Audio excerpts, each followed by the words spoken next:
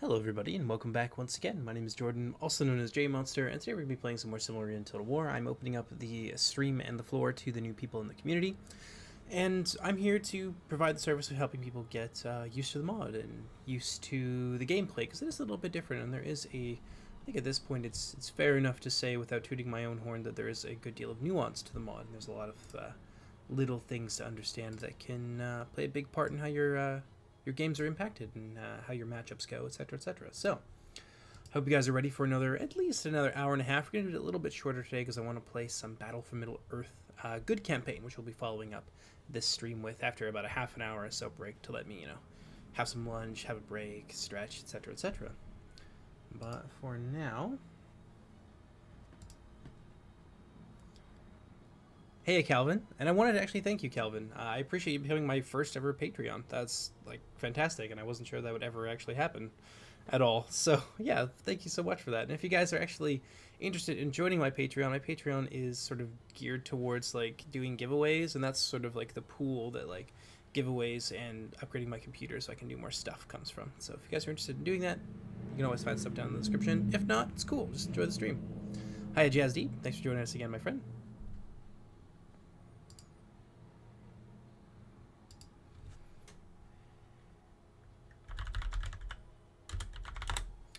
So we have a couple of... These are more veteran players. The yoga guy I've played with a few times, so he's a little bit newer. But I won't have anyone on stream with me today. I don't think. I think it might be a little bit later in the day. But nonetheless, playing games and talking about the strategies, I think can be almost as, if not more useful than telling people things. More of a show, not tell sort of situation. Let's give them their 14k. And I honestly have no idea what faction I'm going to play as today, so I will leave that up to you guys. Regardless of what you pick, I will try and do my best with it. Want to play as Angband? For sure, we'll do Angband.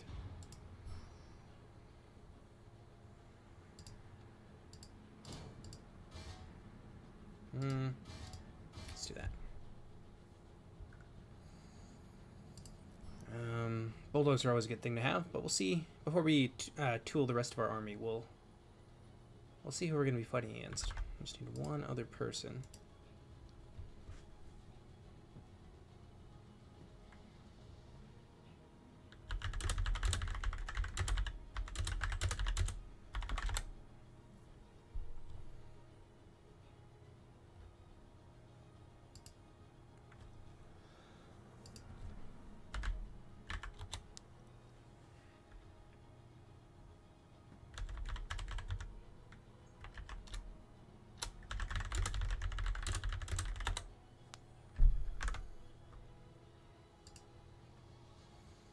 Finarfin, we'll do Finarfin in the next one, Lurk.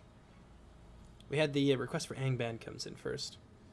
It's the micro that needs practicing. The videos help with the dynamics of the game. The micro is probably just practice. Yeah, micro is straight up just practice. And I noticed that my micro gets pretty bad the less that I use it. So I need to, I find jumping into a Warhammer Total War game, for example, because that's very much more clicks per second and, micromanaging abilities is a good way to, basically, how do I explain it?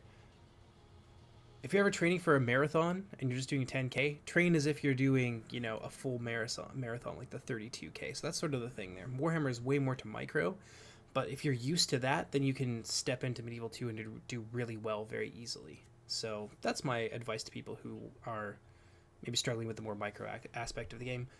Do things that are micro intensive and just do them more frequently.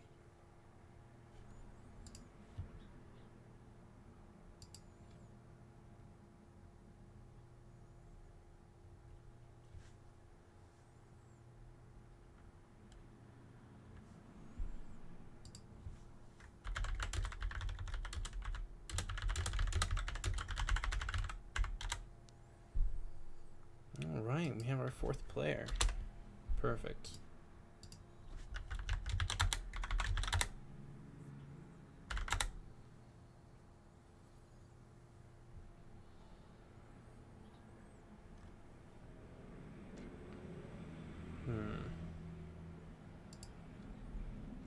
Well, this will be fun. Nonetheless, we have some fairly seasoned players. Yoda Guy probably has... I don't know if he has the least experience, but I've certainly played with him the least in Silmarillion.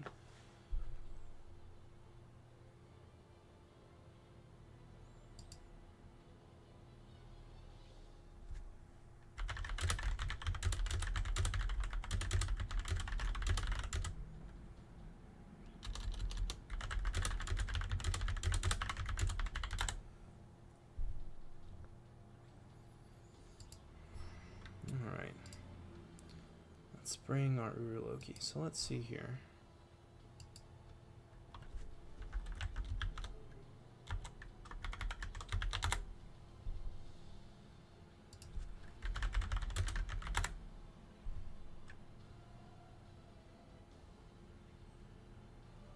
Alright, FFA it is. I think we'll be against House Fingolfin, which means that bringing our Uruloki would probably be a bad idea, because they would get very easily sniped out by the Arquini Findicano. Now, Thralls of Angband do have a trait that makes them particularly scary against mounted units, as they can potentially attack them multiple times, the way that, given the way that particular mechanic works, but don't know if I want to risk 1,500 florins on my ability to use my low-tier bowman well. So let's go... Let's do mid-tier heavy. When in doubt, just bring lots of mid-tiers.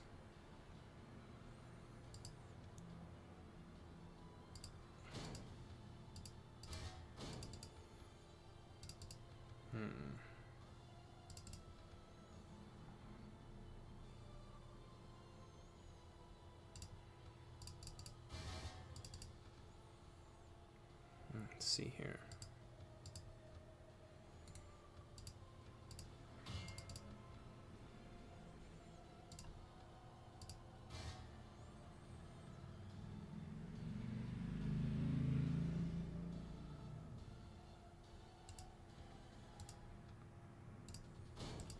I think that'll do.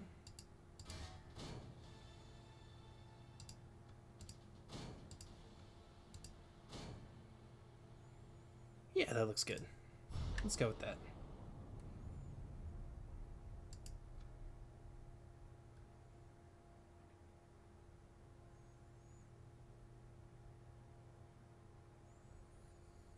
Yeah, see, I have difficulty believing that, because one unit of warriors will kill them outright. It's barely even a competition.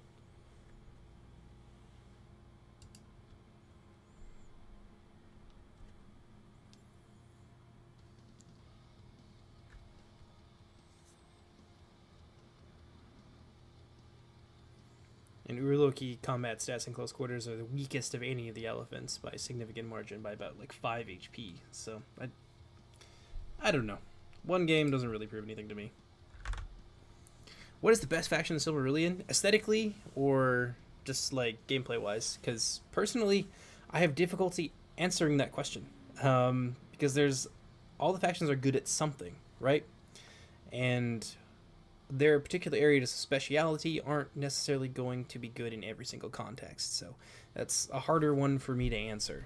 I think Fingolfin right now is probably one of the really good factions, because they cover a lot of bases, so they can like do a lot of things, and I think that their legendary company probably needs their missile damage taken down from 10 AP to 8 AP, which is a little bit more reasonable and more in line with their AP units. Yeah. But other than that, it's hard to say. Aesthetically, I think Gondolin's going to be one of the coolest ones. Gondolin, or maybe the Halidin. I don't know. It really does depend on your taste, doesn't it? Because the Halidins are more of like a Viking sort of faction aesthetically. So if that's your thing, then that's definitely going to resonate with you. Whereas Gondolin is like this very high fantasy, like crazy concepts, large, like lots of colors and big crests and plumage and stuff like that. So it really just depends on kind of what you're looking for, I guess. Feanor also do look really good. It's the Fall of Feanor patch. They got some really interesting aesthetic and gameplay overhauls, or changes rather, not really an overhaul. So yeah, aesthetically I'd say they're up there as well.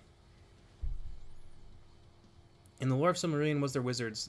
Not wizards in the sense of the history of the first age, or the third age rather.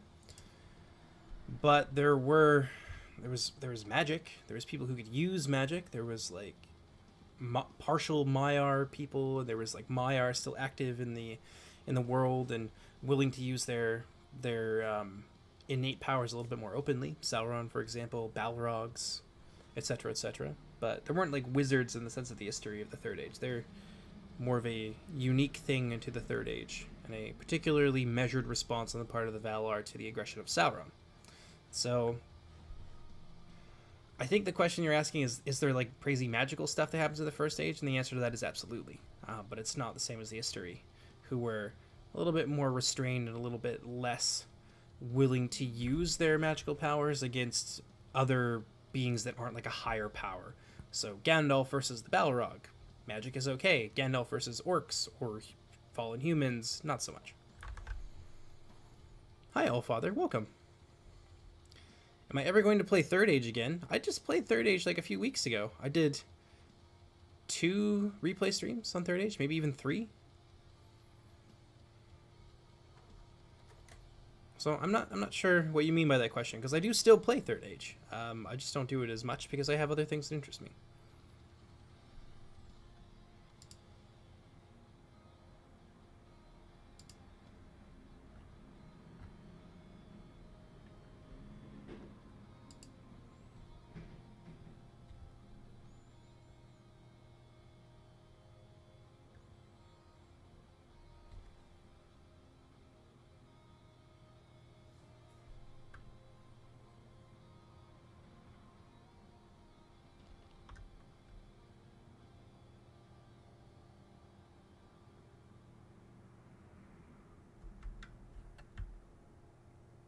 Alright, well, we'll see how this goes. I wonder who will be like more likely to fight here, because it could be Finarfin or it could be potentially Doriath. Well, that would be Feanor, and then over here would be Finarfin. I'm a little bit more inclined to go after Finarfin.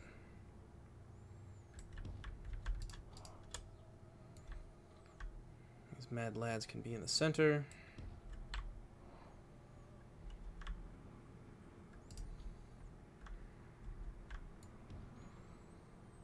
I'm gonna stick the bulldogs inside my unit here of Iron Crown. Kind of hide them a little bit, and also because I suspect 8 shield, they got 12 armor, but I suspect that the Marksman of Nargothrond will try and target them down. Plus, you know, it's good to be sneaky.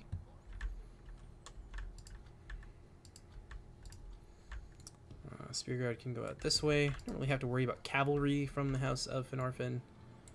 Mostly I just have to worry about like overpowering their line. So actually what I think we'll do is we'll use our spearmen a little bit differently.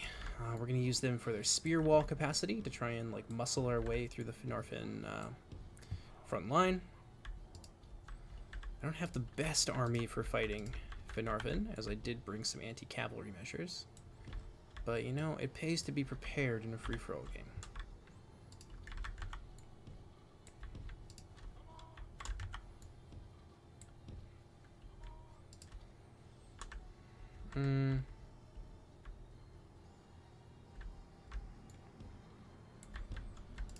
Have these guys front and center so we can easily get their charge off. The Angband Wretches I will use in a similar manner.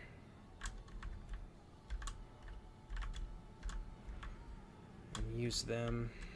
I mean, we could muscle through there.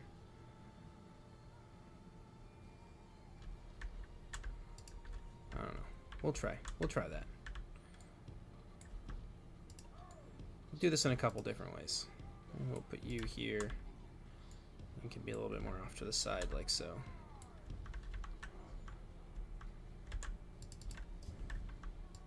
We have Guardians as well. Guardians are going to be important. And I want to save them as a reserve line. Along with my other guys there. So.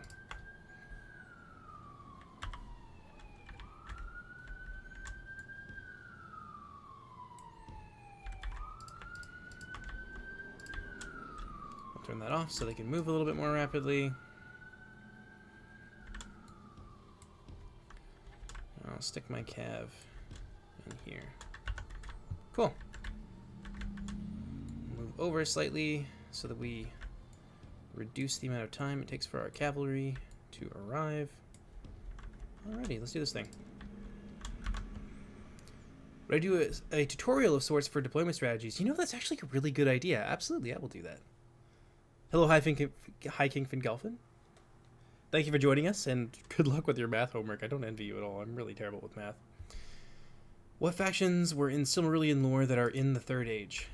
None of them, really. The Third Age takes place, like, nearly 6,000 years or so later. So most of the factions that you know in the Third Age are in some way related to the events, to what happened during the events of the Third Age, or the First Age, but there's no, like, direct connection, except with some of the elves who happen to be alive during that period. So we're going to move from there to there.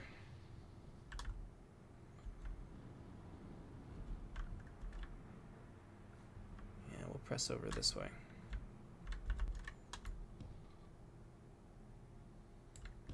Let's give him some room to back up. We don't want to go too far forward because he'll be, like, too threatened, and he might not come out. I don't particularly want to assault him in here, but I will if I must. Oh, he wants to fight in the settlement. Well, I won't do that.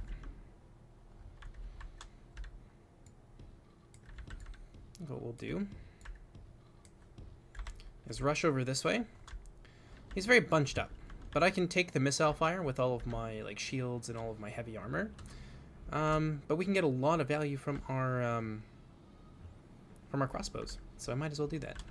And try and target his pikes in particular, because they're the big threat, aren't they? Yeah, there they are.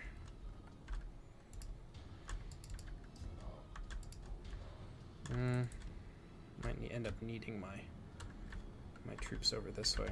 Oh, let's move this way. Move farther this way. Move these guys over here. Looks like Death Eater's gonna be a backstabbing little nightmare, and isn't gonna go for his fight with Doriath. So I might end up fighting like a two-front war here, which my wide formation is gonna make into sort of a pain in my butt. So let's go this way. Yeah, this does... I could charge in, and I could probably beat these guys, beat this Feanor army, but I can't do that with Fingolfin hammering at my rear.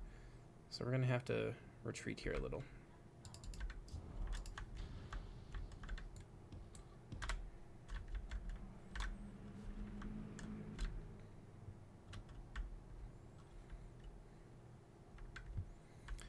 And we'll have to... I suppose wait, because it looks like Doriath might be moving to take them on. So maybe we go for House Fingolfin instead.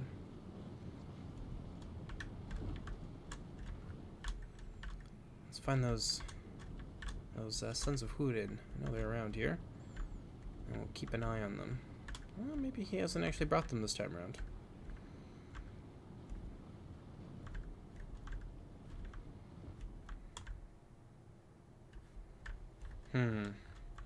Yeah. It's a good thing I didn't end up bringing Uroloki or any of my elephant units, because they would have been fairly easy prey for the Arquani Findicano.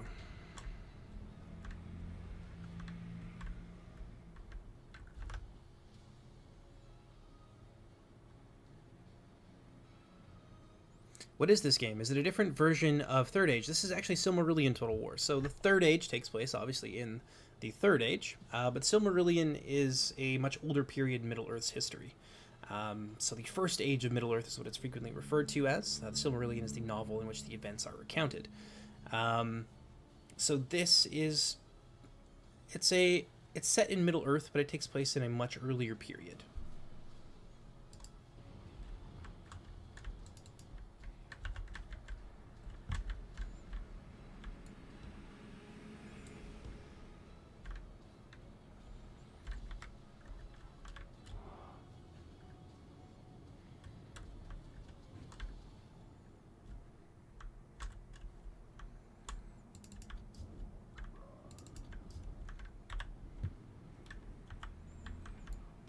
So what we can do is try to corral his cavalry away from our own. And do the same with these guys here.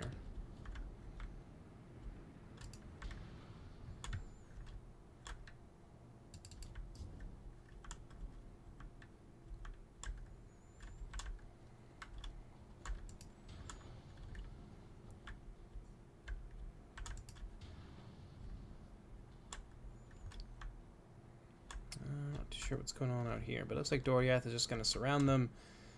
Probably going to shoot them to death. Now, Feanor obviously excels in this sort of like bunched up close quarters fighting that Yodogai wants his enemies to engage in, but anybody who knows the mod and who knows how Feanor fights is going to do anything they can to avoid that or to mitigate that risk by pelting you to death at ranged. And while Doriath can't do that better than a lot of people, they can do it reasonably well, as they have a number of units that have at least some limited missile capacity, but very few true skirmishers.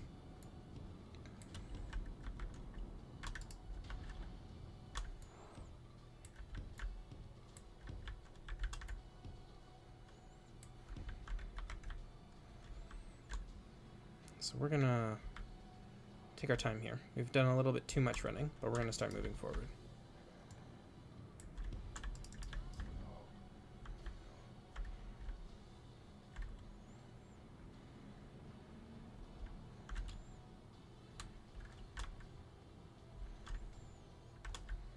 Yeah, we gotta watch our fatigue when playing as the orcs. As if you make yourself too tired, well, one of the things that the elves do very well is they outlast you. The longer fights go on, the quicker your troops are going to lose steam and lose their ability to be scary.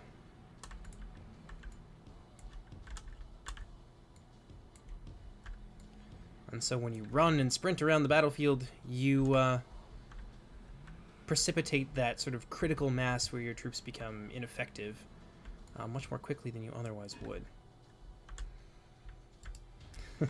Rex role-playing a little bit there. That's really cute.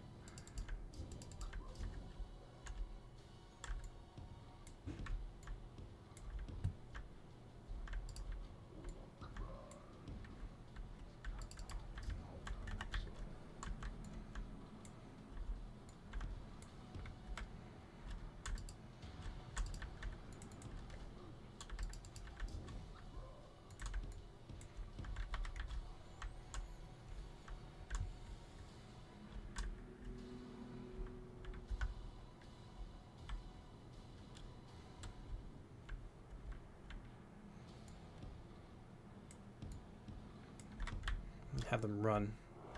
Now I think is the time. We're close enough. The marksman will be of relatively limited effectiveness.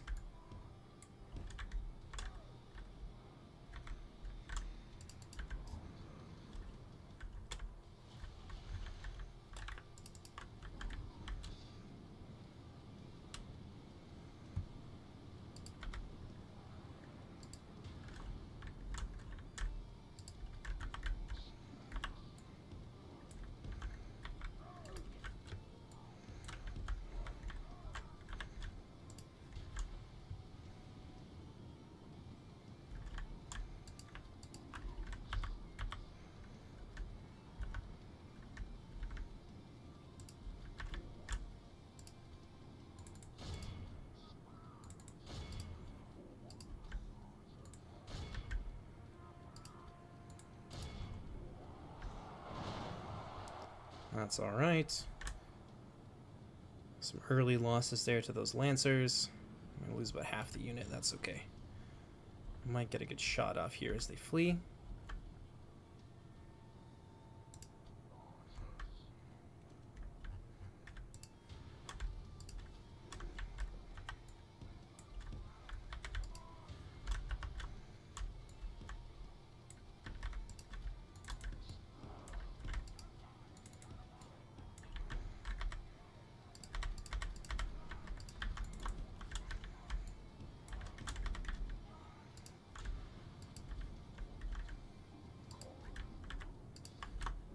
Spear guard these guys. We're going to break them off. We'll send them over this way. And we will surround and pound.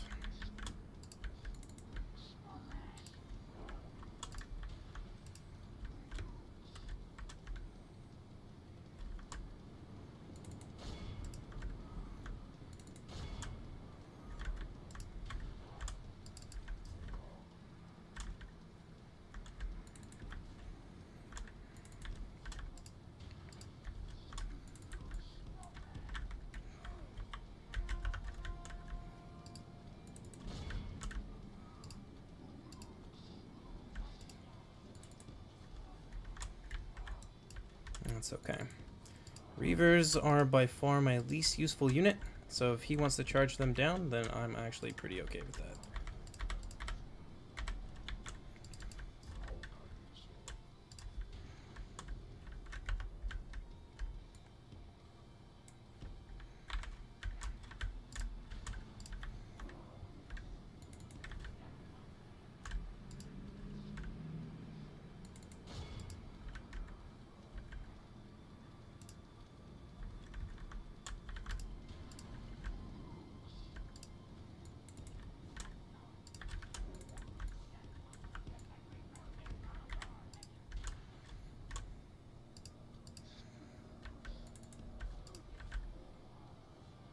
Got Doriath units coming in behind here.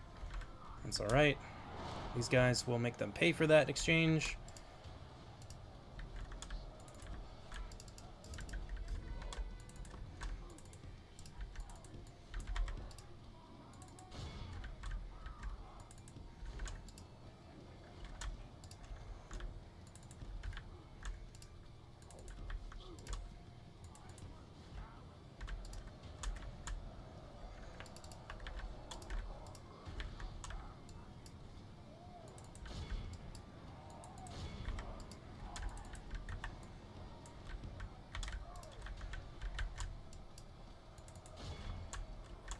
Have these guys attack those lancers.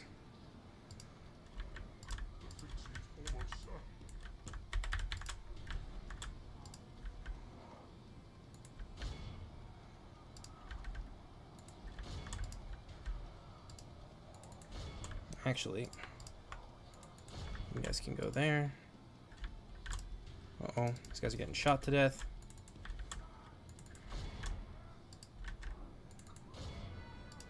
That's okay. That's ammo he's using on a unit that's really there as a distraction.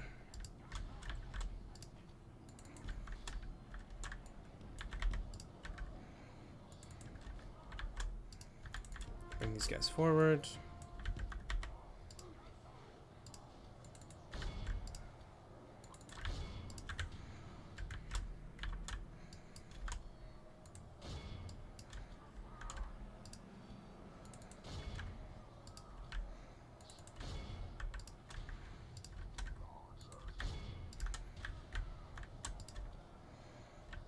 I think maybe these guys need to come over this way.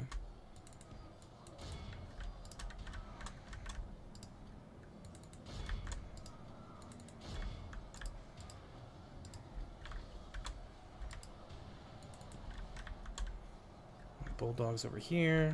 Cavalry, where you at? I gave you a job to do.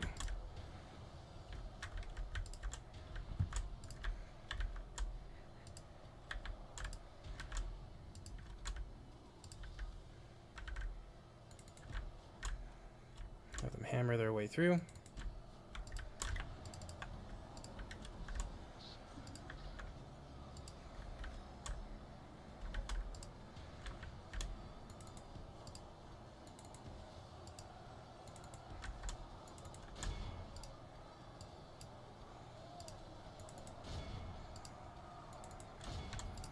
Our Quinny Findicano have terrible charge value, so I don't really know what's in his head there.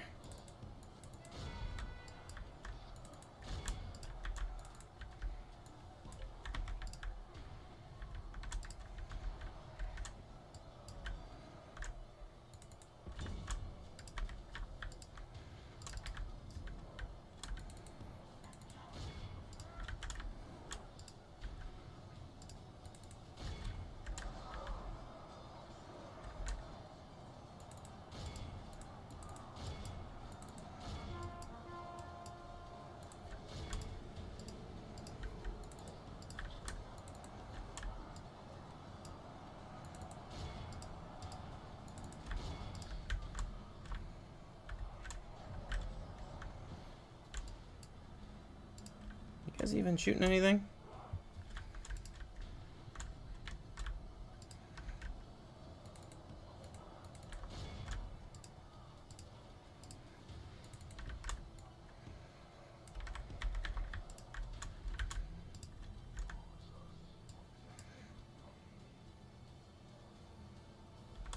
Barely doing anything to them there.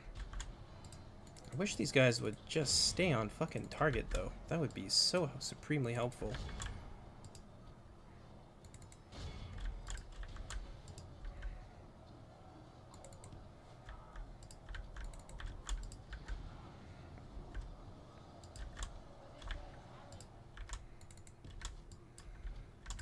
You guys can go back to doing their job here.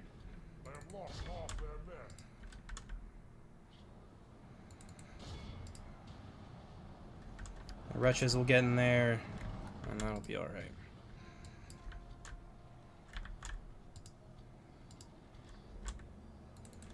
Got Ravagers over here. These guys should do alright.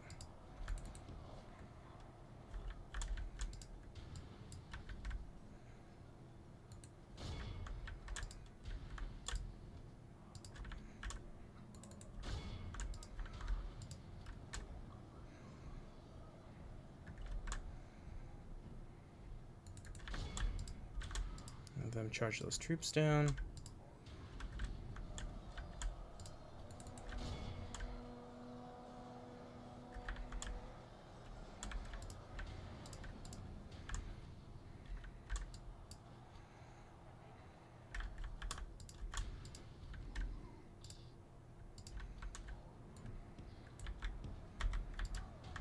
It's a little messy. We're doing okay here, so we've broken those units.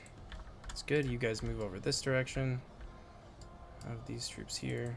Push through here and move for a complete surround. Ravagers there, smashing up those marksmen.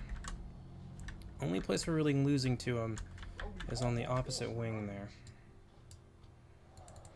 I'll try and finish these guys off now.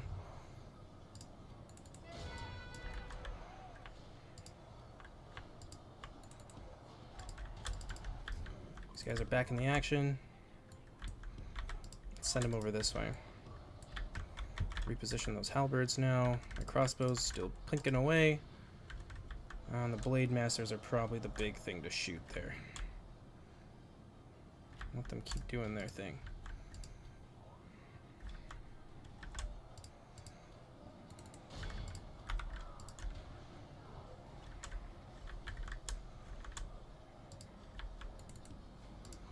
And these guys muscle their way through.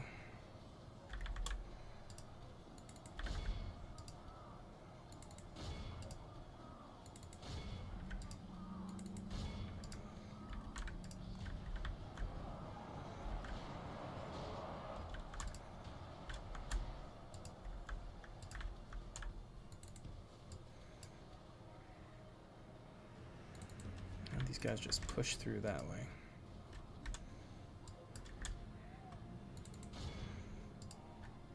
Spear guard can muscle through.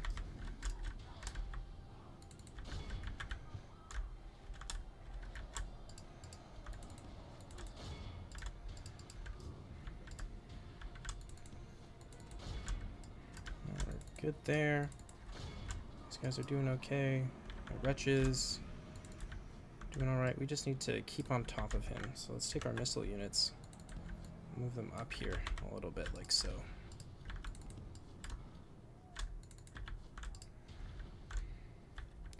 And he's probably going to go camp on a hill now, like a little baby. That's alright.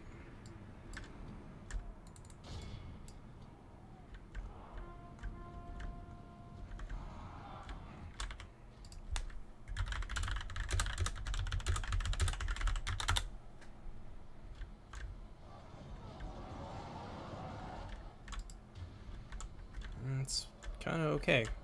He doesn't really have any missile units left, so I will happily shoot him to death while he camps on his hill.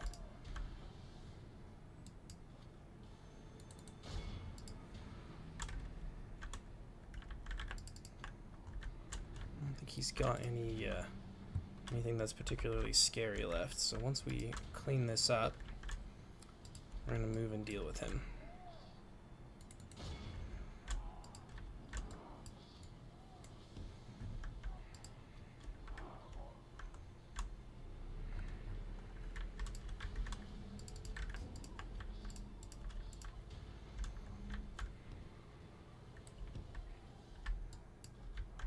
Set our troops up here, like so.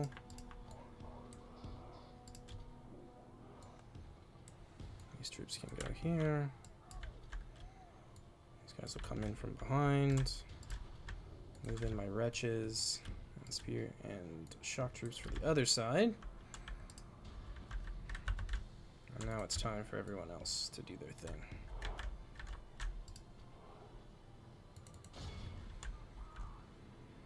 The enemy are badly bloody. They have lost half their men.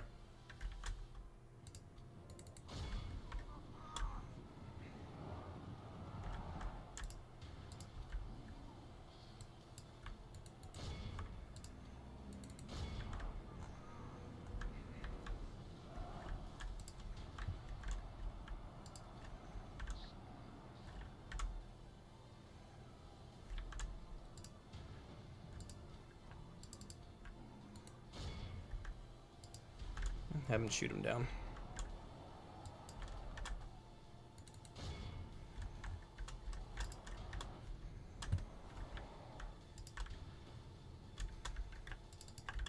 It doesn't matter. We'll just move them through here, and we'll protect them with a wall of halberds and spears, and he won't be able to get anywhere near them.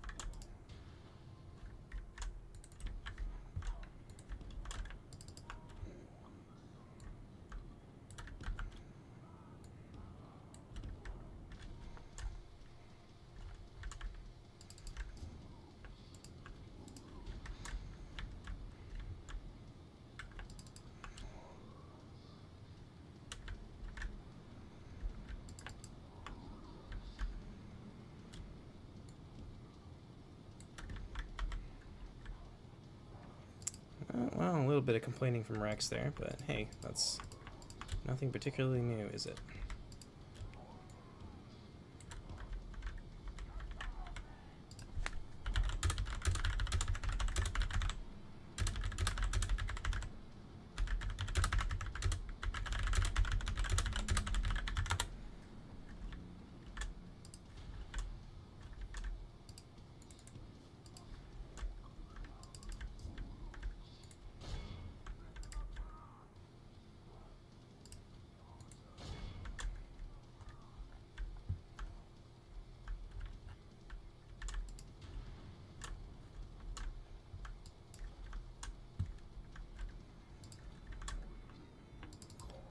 When it comes to the game engine telling you that units are winning or losing combat, I recommend that you trust your eyes and don't trust what the game engine tells you blindly, because it is very frequently incorrect.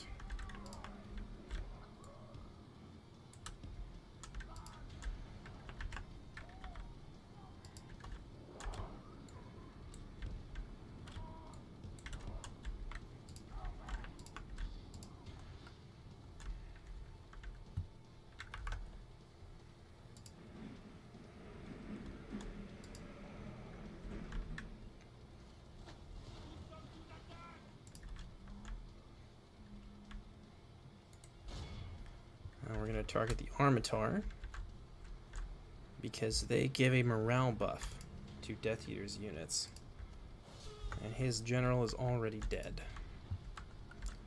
So we'll be able to walk in there, ideally, and smash them up. Just got to get rid of the Armitar. Now let's take a look and see what's going on over here. So we have Doriath units. Maybe I should save some of my Arbalist ammunition. They'll be able to shoot for a while since they're quite depleted. Doriath looks like they were successful in defeating Feanor. And they're still pretty healthy, so that'll be tough.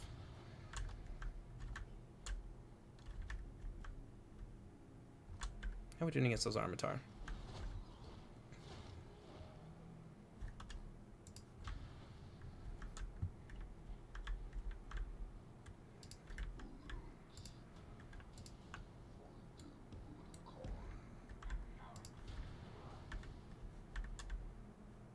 these guys doing?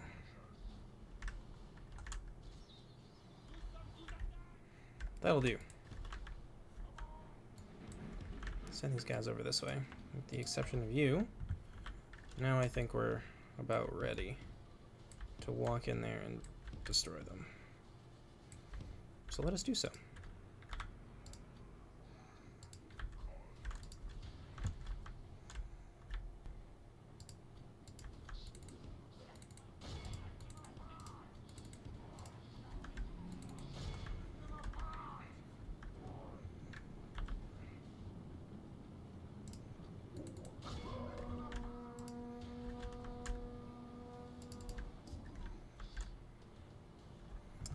Apparently Death Eater is going to run around with 2 cavalrymen.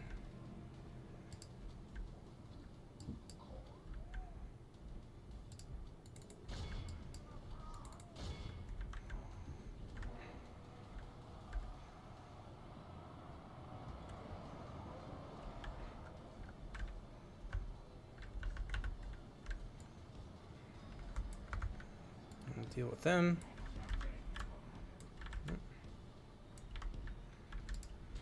Move on with our day. Where have they gone?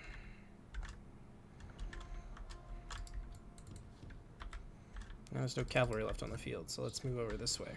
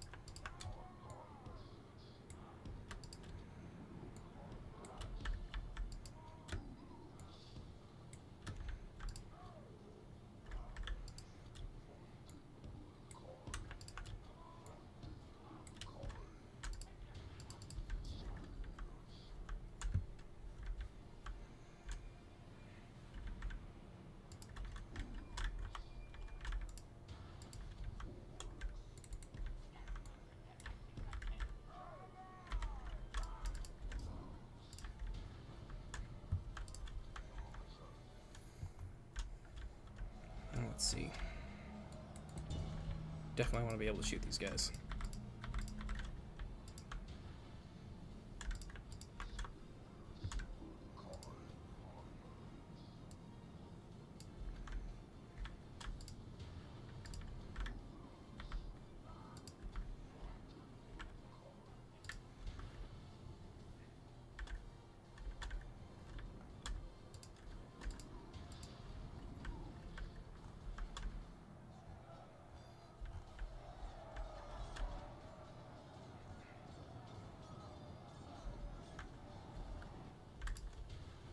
Getting there.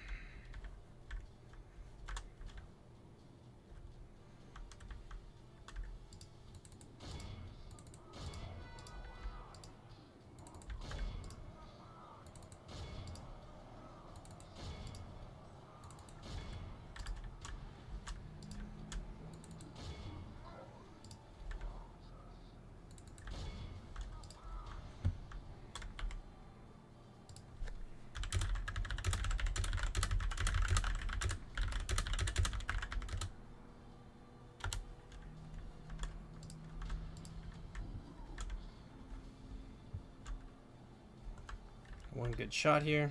That's all we need.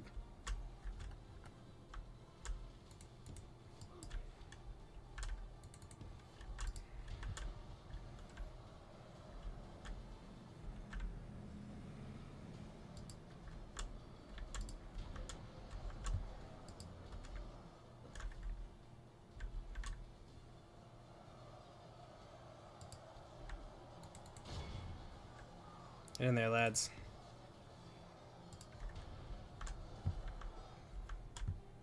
For the moment, the fortune of battle goes our way. Let's pray it remains as such.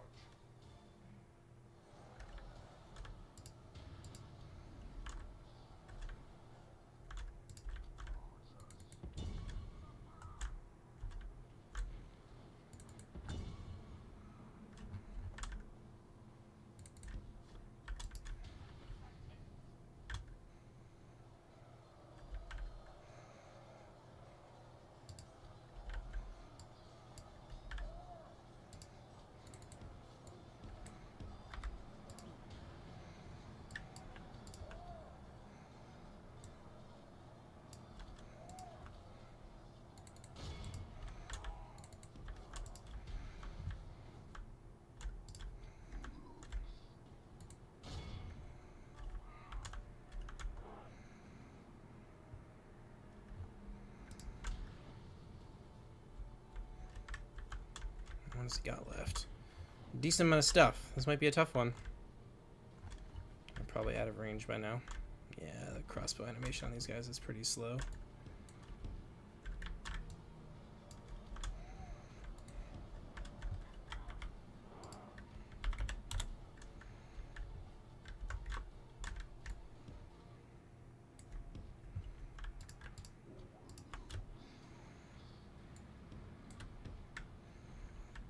Alright. Let's take some time to get ourselves in order. So I'm going to put these guys in the center.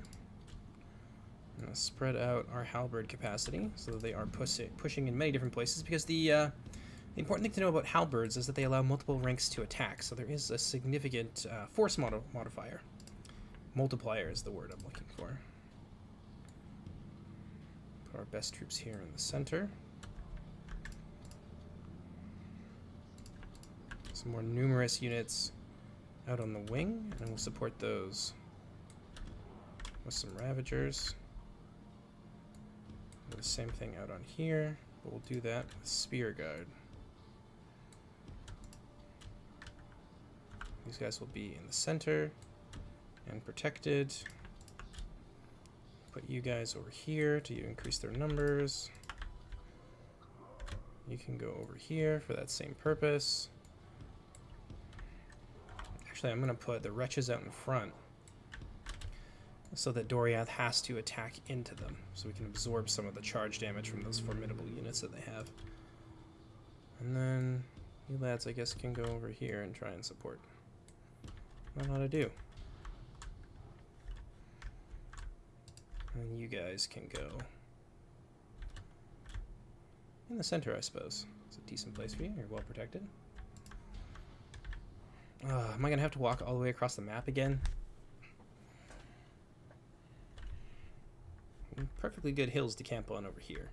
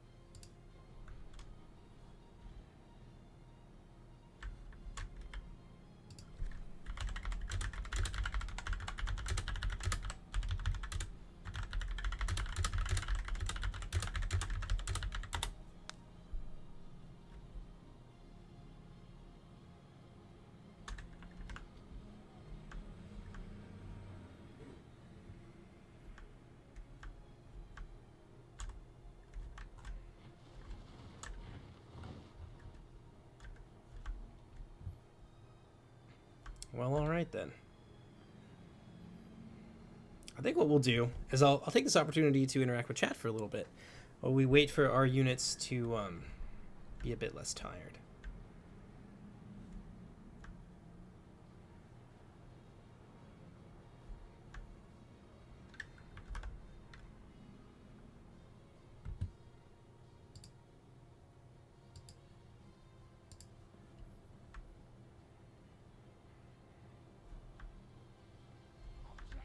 How are we doing in terms of fatigue across the army? It's not horrible.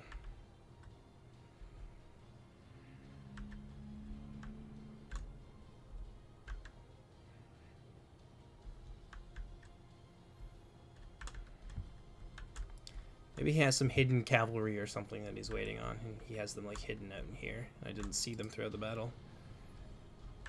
I can only assume that that's what he's doing, other than intentionally trying to aggravate me by making me walk across the whole bloody map.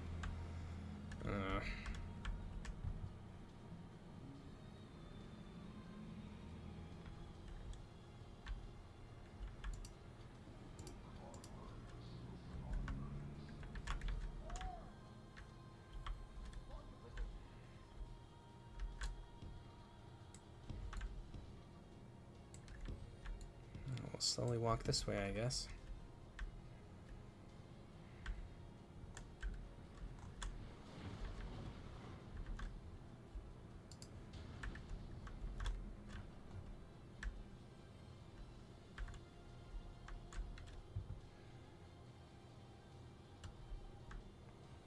Now, the thing we have to be concerned about is our fatigue. Not so much on the wretches, since I'm not really worried about them, but on our general kind of rank and file, they do start to take some morale penalties, and even the presence of our bulldogs won't be enough to even that out. Let's see what he's got left. Spears and axes, some Tyrian Lystonin.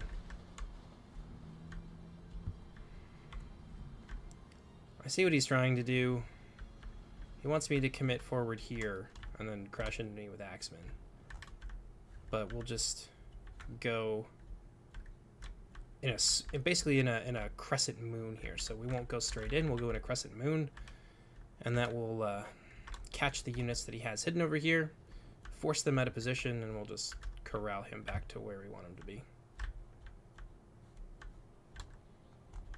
That's interesting. As soon as I say that, Rex moves.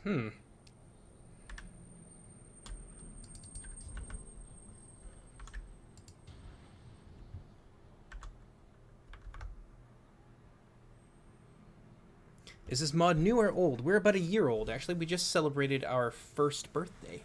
Probably about 3 to 4 days ago, maybe? Something like that.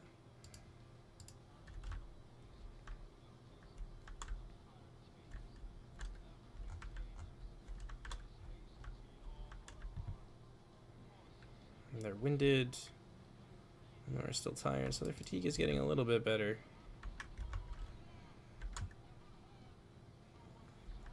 But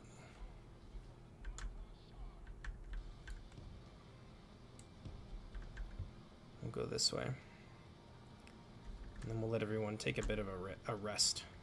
No sense in rushing into this, because I don't know if he's got some hidden outriders or something maybe. They wouldn't have been particularly useful in his fight over here against Feanor, so it's entirely possible that he has some outriders hidden. And that's what he's trying to do. He's trying to, like, bait me into a trap.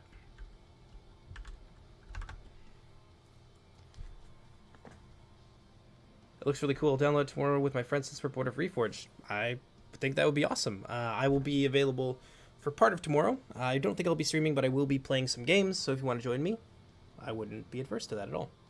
And actually, some of the people that worked on Reforged, myself, Sin, WK does help us from time to time. We're actually working on this mod as well. So it has similar flavors in a lot of ways. They should scare you. Bulldogs are... the model for them is particularly terrifying. Doubly so when they're covered in the blood of their enemies.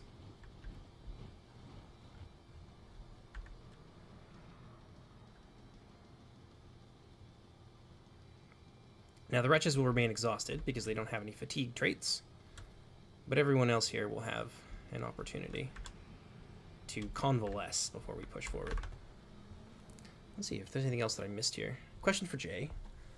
Do you know what happened? Do you know when the second age took place? After the first age. The first age lasted for about 600, maybe 800 years tops. And then the second age was the longest of the three ages. I think it lasted for about 3,500 or so years. And then the third age is about 3,300 and change, I think. So, a long time.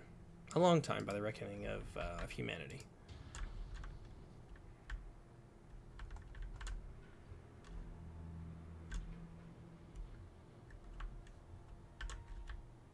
What does he have here?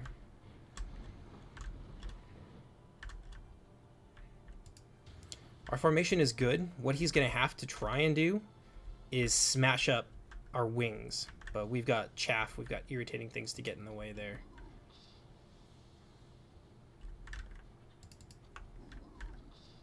I don't know what you guys are doing. You need to shape up. So they're now winded. This guy's warmed up. Yeah, we're starting to recover.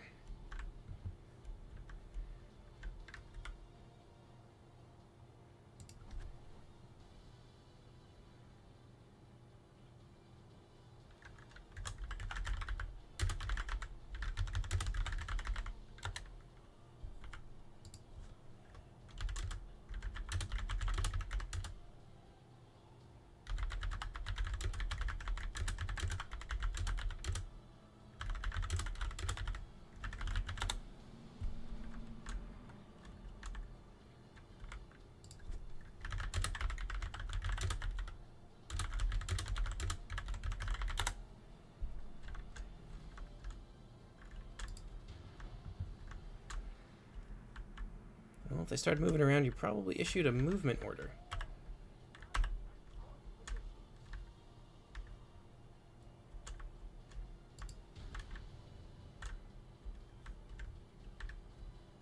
Yeah, everyone's always got a reason.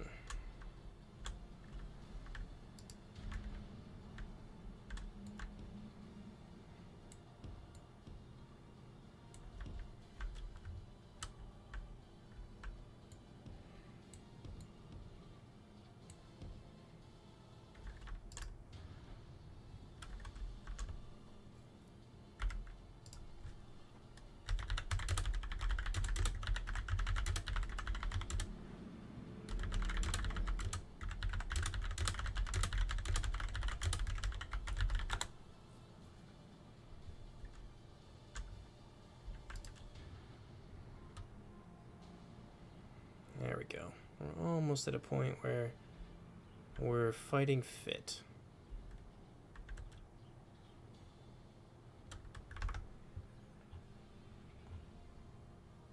Best Elven shock unit? Oh, that's a good one. There's a lot of good shock units in the game. Probably the Donath.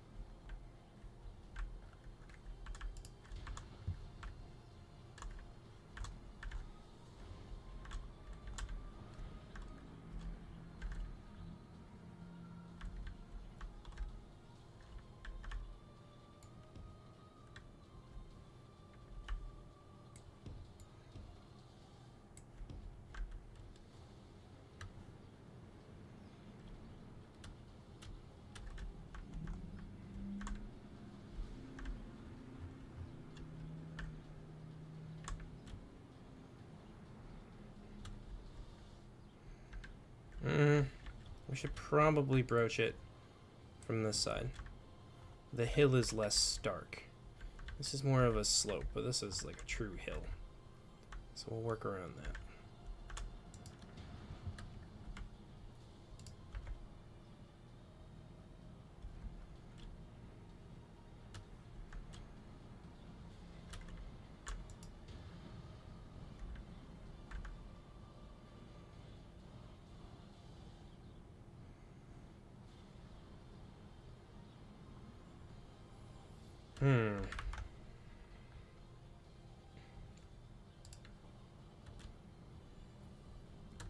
So the Norog added 2 more gates and 2 more hills with towers. Cool.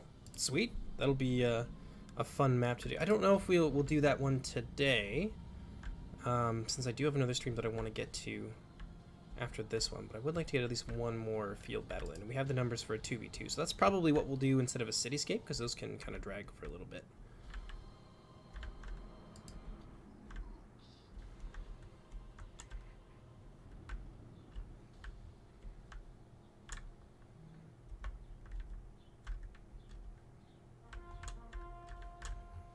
And got over here.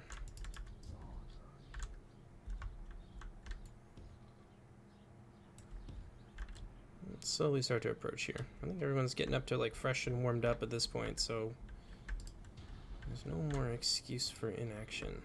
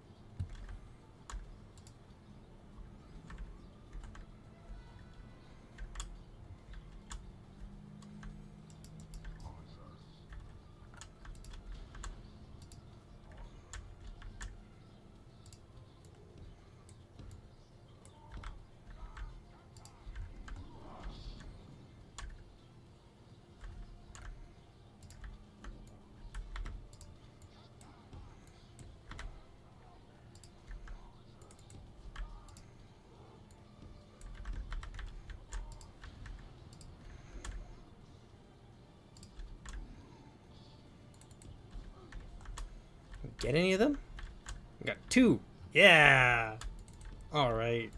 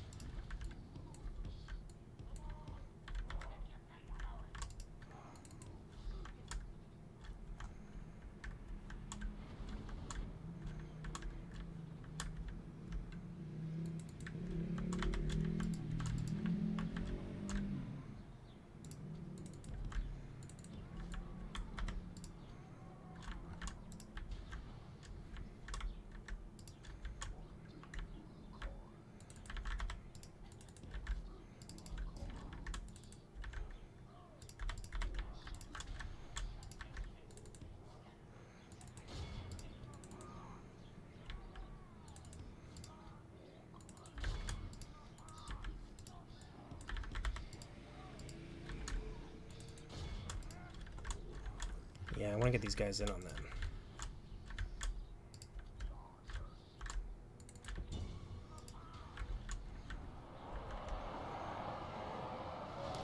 The numbers here should be in our favor. I'm going to go for a full surround here.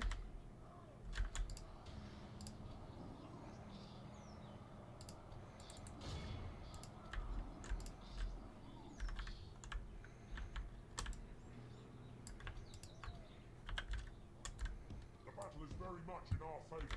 Victory will be ours. I'm going to be able to defeat them in detail here.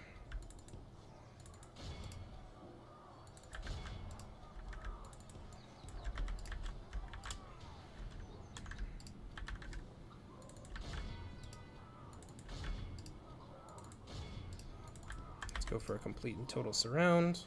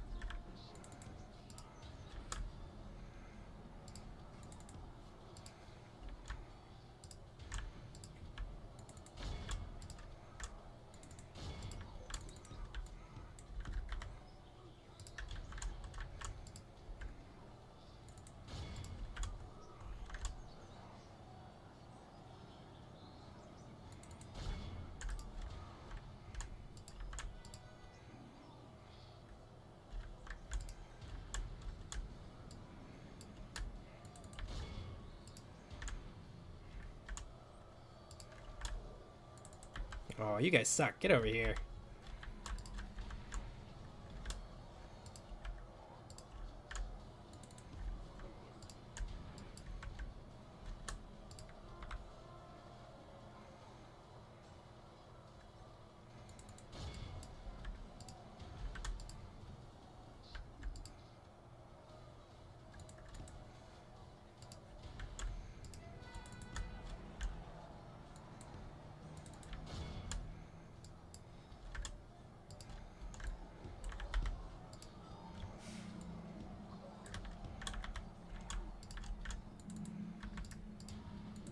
There we go.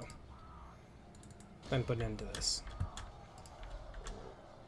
It's nice. I almost never win FFAs. I think in like all the FFAs I've shown on my channel, this is probably the first time I've like won one in weeks, which is nice. It's a good feeling.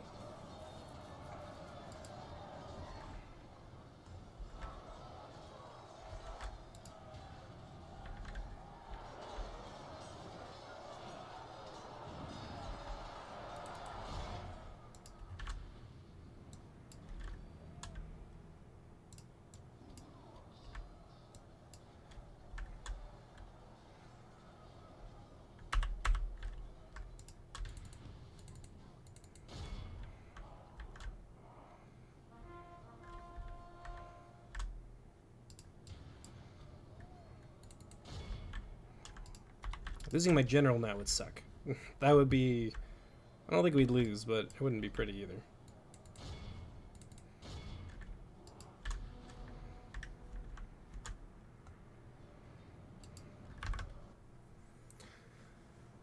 Well, let's see here. Patreon seems better than super chats that are on YouTube. I believe YouTube takes a cut on those things. I think it's something like 40% of whatever you get on YouTube through like super chats and whatever. YouTube tends to take quite a lot of that. Patreon, I think, takes a more modest cut.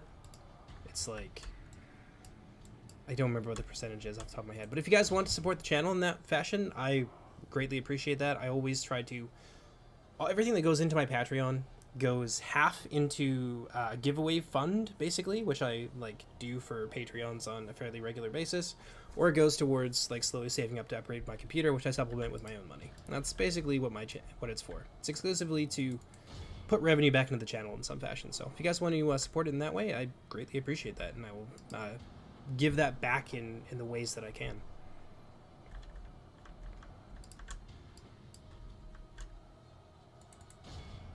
Oh no, I don't think I can kick him. No, actually I'm the host. It would be fine if I had to, but I really don't want to. Any of my wretches come back? No, they're all gone for good now.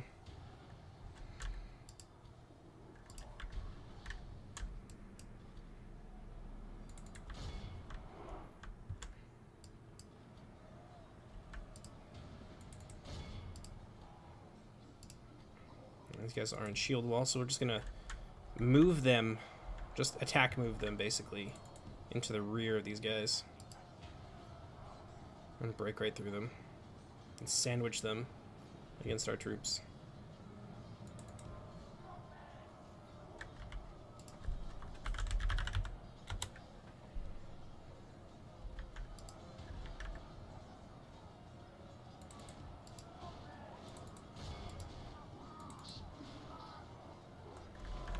An ignoble end for these valiant Sindar.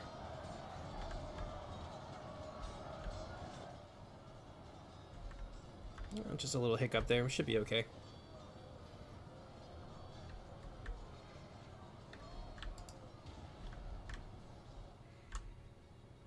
It's a bit late for that. I don't think it's possible to organize a single duel at this point.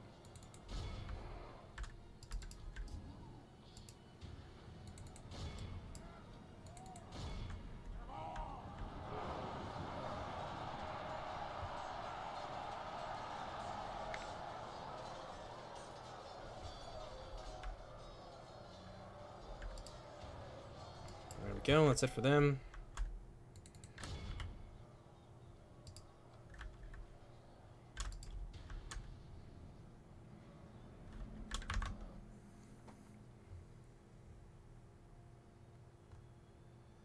Best Elven Shock Unit. Did I answer the best Elven Shock Unit already? Yeah, I did. It's probably the Donath.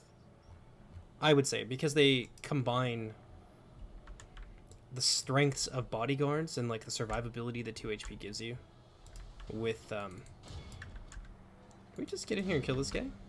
Come on now. With the heavy armor and the high damage of shock infantry, so I'd say that they're probably the best for the time being. But the best shock infantry bodyguard in the game, I would say, would probably be either the Sons of Hurin or the Ash Priests. Surprisingly enough, assuming the Ash Priests can avoid getting shot up throughout the course of the battle, I think that they're up to the measure of just about any other unit in the game, if not more so.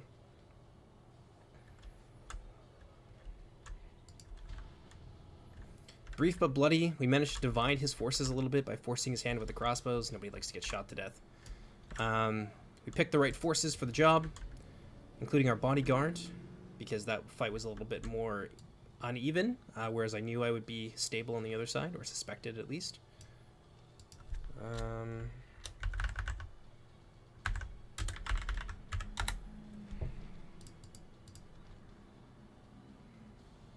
Pretty good game overall. Death Eater did take a nice bite out of my forces, but unfortunately it just wasn't enough. I'll get a quick screenshot of that as well, because why not? I'll pop that into the Discord, as we do.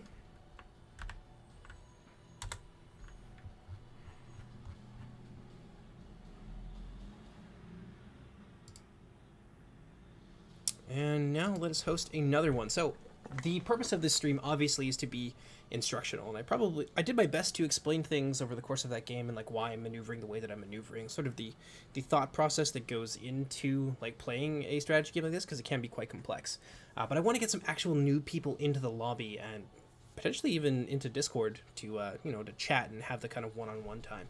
So if you guys are out there and you've recently downloaded Silmarillion Total War, you're thinking about it, now is your opportunity to hop into a lobby. It doesn't take too long to get our installer, and it's really easy to set up. So yeah, please come and join us. We'll have some fun. We did the Grove of Ungoliant.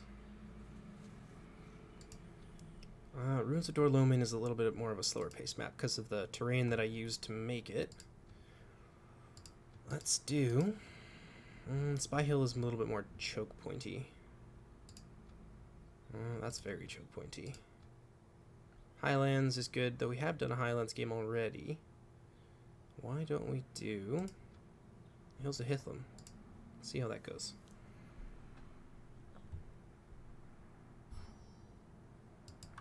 I think what we're going to shoot for is a 2v2, so we'll put down 28k, 14 for each player in anticipation of that. But if we want to get some more players in here, if new people want to join, I'll make it a 3v3, 4v4, whatever we want to do, whatever we have the numbers for.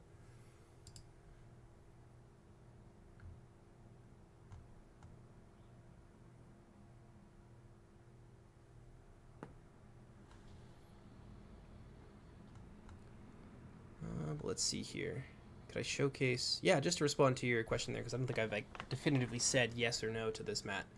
I will showcase the new maps that you've submitted to me, but we're probably not going to do that on today's stream, just because it's a bit shorter, because I'll be doing a second stream. We're going to be playing Battle for Middle-earth HD Edition, and we're going to be going through the good campaign. Probably, I'm going to shoot for at least the first 4 or so missions, if we can get that done.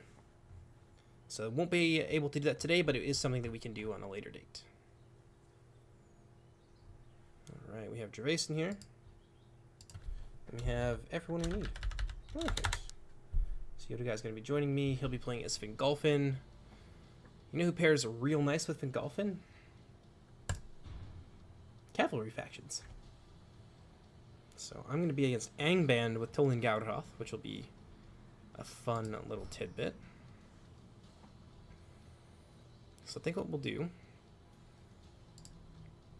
is we'll do a slightly modified version of my favorite build.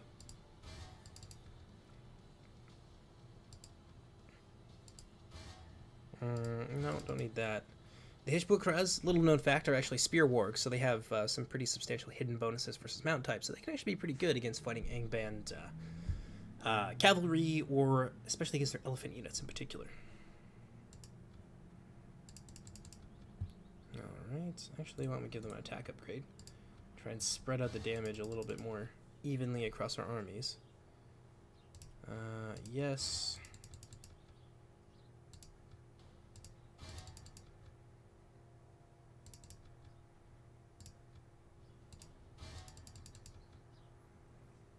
That'll probably do. And then we have some good support there for... Oh, he's going Fingolfin. Or Feanor, rather.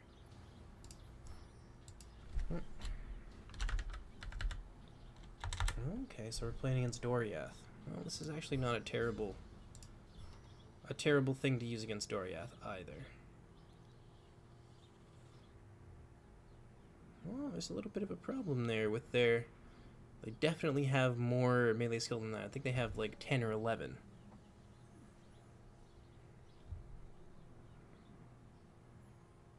Okay. Well, assuming that we're still playing against Doriath, and we are, this will be an interesting one. Doriath can be a pretty good answer to the heavily armored units of the House of Feanor, but the cavalry for the House of Feanor is really their big scary bit, and Doriath does have some answers to that. Their mounted company are not incapable close quarter combatants when it comes to mounted fights, but I don't know, we'll see. Let's go back to Fingolfin.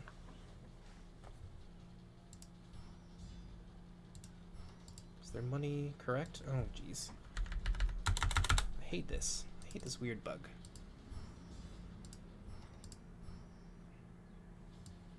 Perfect.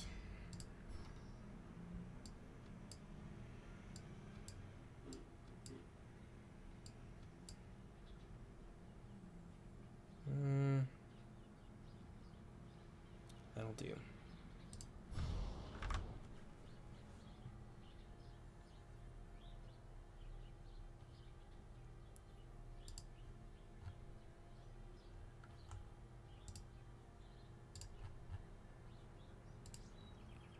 Alright. My ally is good to go. I think he's decided on Feanor for this fight. We're going to be playing against Fingolfin. Oh, we're playing against Fingolfin. Alright, so he's still... Well, let's double check and see, because they keep changing their factions on us. So we'll be playing against Doriath. Okay, our build is okay for that.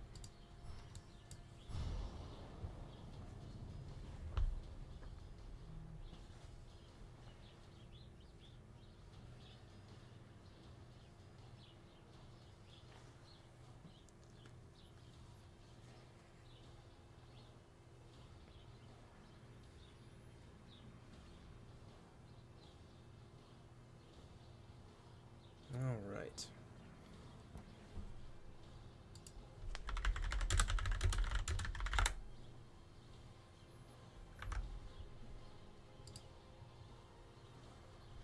Feanor and Fingolfin are brothers, right? Yes, and as is Finarfin. So Fingolfin and Finarfin are full brothers, whereas Fingolfin and Feanor and also Feanor and Finarfin are half brothers. So the same father, Finwë, king of the Noldor, the first High King of the Noldor, but their mothers are different.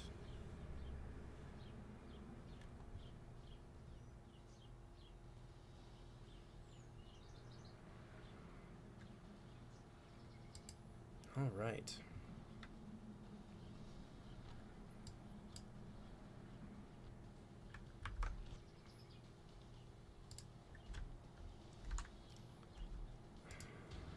Okay, so they're going to be in a forest. A very, very obnoxious looking forest. Now, what we need as this particular build is to be able to leverage our mangonels right away. So we're going to move them kind of close to the front lines here. This is a little bit different than how I normally do this. I'm also going to put...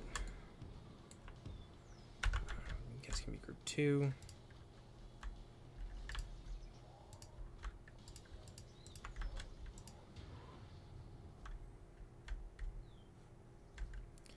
You guys can be group 3, but we're going to station them up here in the hill so they don't have to do any running uphill at any point. They can choose to run downhill or they can run a little bit uphill, sort of depending on what our needs end up being. So you can be group 3.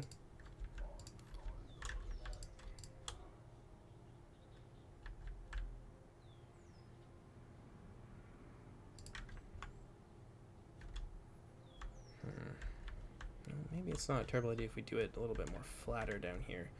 Could potentially utilize these hills, but it's possible that Doriath will just deploy farther back.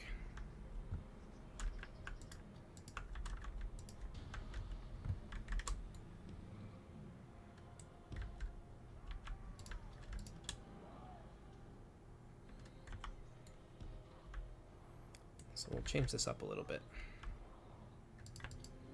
Now, one of the big strengths of this build, as I mentioned, is its ability to leverage firepower, which maybe isn't something that you associate Toland Gauderhoth with. But the mangonels here are useful for making your enemies come to you. The throwing axes on the front line will stagger units. They might not kill a whole lot, but they will stagger units that approach, and that gives more time for the Scarhigh trappers. So just these things kind of work together. You reel them in with the mangonel, and then you hit them hard with these units in your center, and then you just kind of go from there and see how things work out for you.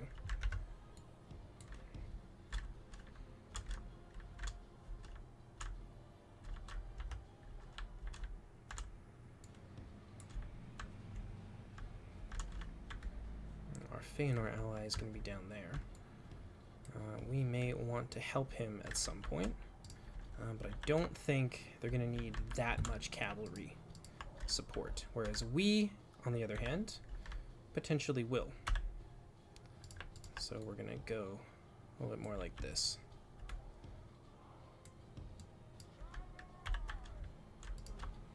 Ash Priests will take center stage.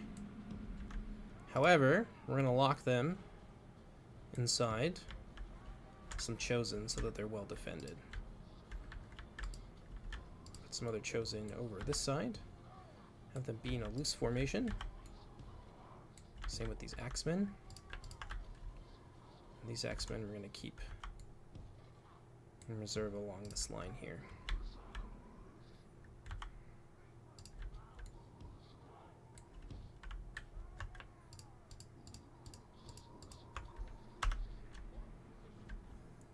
And that, I think, will be good enough. So, I did have someone ask me to do a deployment tutorial, and deployment can be a huge part of how you play this game, depending on what happens. Like, if you have a rush army that gets on top of you before you can adjust, then that's obviously your deployment is really important, but you never really know what you're going to kind of get. But it also does set you up for success, and where you place unit does allow you to easily reinforce, to repulse enemy units, or to launch your own attacks. So I think I will do that. I've explained it a little bit here, but I will certainly do that in the future. So what we're going to do is shoot at these guys. But you want to try and do with artillery pieces is shoot the troops behind what you want to hit, or aim for some sort of center mass, because a lot of players will layer up like this, which can be very, very, very strong when you're using a mangonel. So you're kind of anticipating that and using that tendency to pull your enemies forward and to maximize the amount of damage you can do with artillery. So now we're a little bit closer there. Well, you guys should stop. These guys will do their thing. Don't see any cavalry hiding in the woods. It's kind of hard to tell since I turned the banners off for this particular stream. But they probably have some hidden units, so it'll be wise to keep those troops up there. You guys... Oh yeah, let's see how our mangonels do. Yeah, there's definitely some hidden troops in here. We've cooked a few of them. You can hear them sizzling. That's how you know you've done well.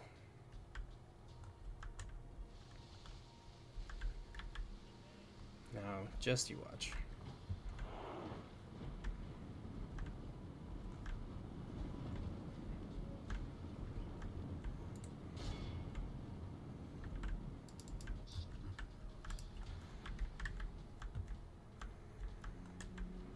Looks like Death Eater's going to try and move back, but we have an opportunity here, especially if that mangonel explodes over the length of this build, or of this advancing formation, and then we're going to have a great time with it.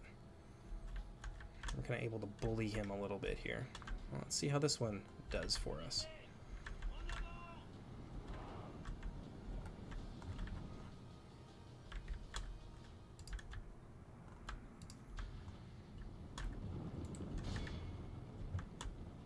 There we go. That's kind of nice. And now these guys are going to run into it, and they're going to cook themselves. Which is what the mangonel is so good at doing, is using your enemy's momentum against them, and this is especially true with rush armies. I'm not going to do anything with them there yet. I'm just going to continue to kind of pick away.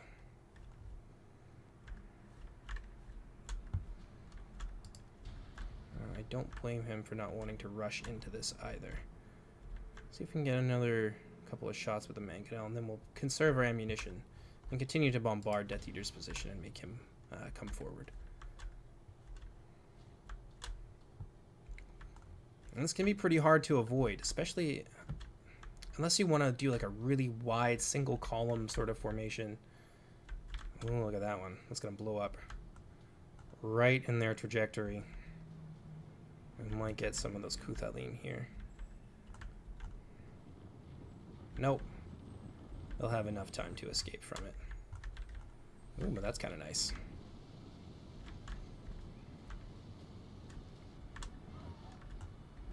That'll catch a few of them.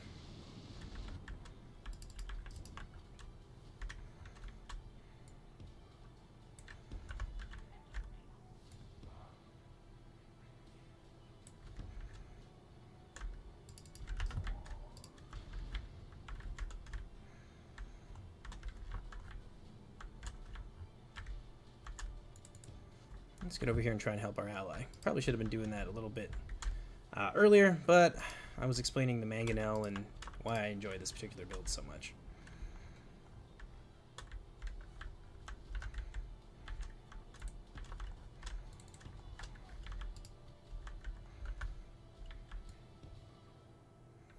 I think what Death Eater is trying to do here is get some range for his archers, potentially, to try and answer my mangonel.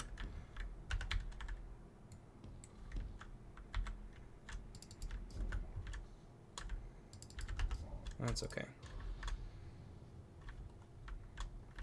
We're going to reform here because we can, again, this is a missile build.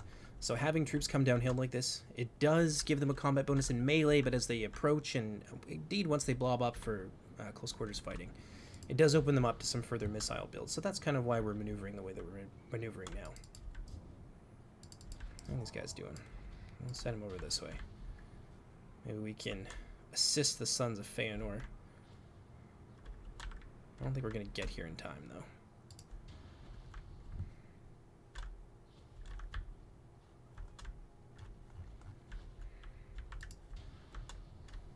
Yeah, I don't think it's going to matter. We're not too far away. It's not a lot of wasted time or fatigue.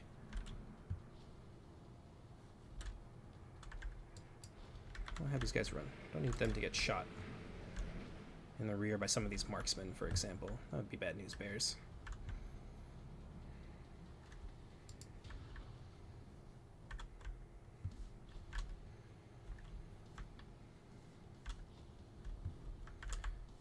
Now what we could also do, move a mangonel down this way and break this stalemate. Why don't we do that? Oh yeah, those guys are already starting to get shot. Yeah, I figured that's what he was trying to do. Now he wants to sit on the hill and try and like shoot me to death. That's fine. We don't actually have to play that game. So what we'll do, we'll fall back to here.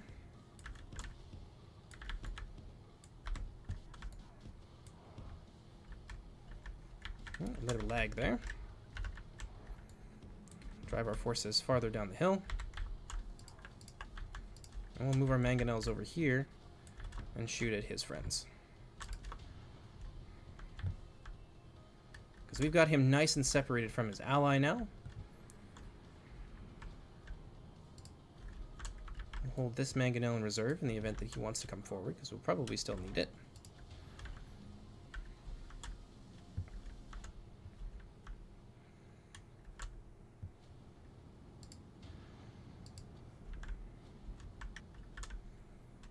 And then we'll start poking holes in this Fingolfin phalanx.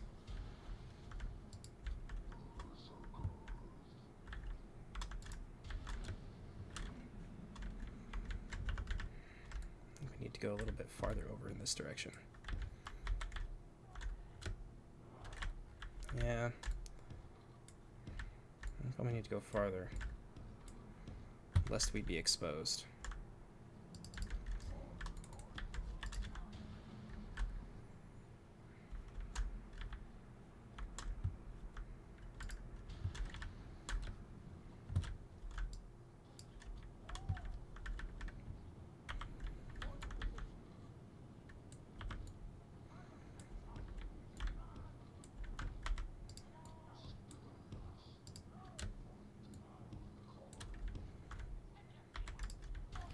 A bit of maneuvering there.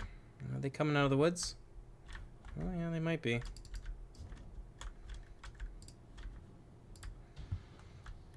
Well, what we're gonna do, shoot at these guys here.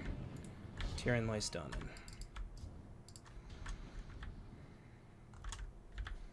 We'll do the same with our second mangonel.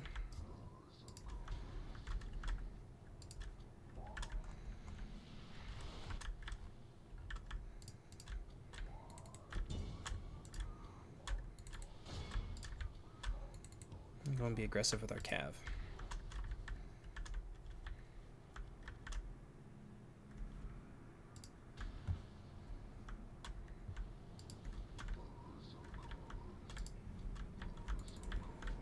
Now, why don't we take some axemen down here too? I'm getting some lag now. A little bit unfortunate.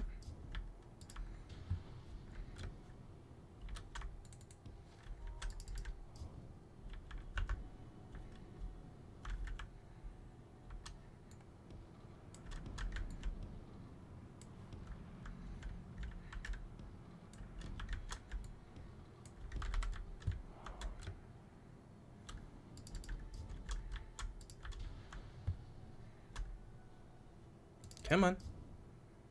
Come on, Mangonel. Stop what you're doing. And fire these guys.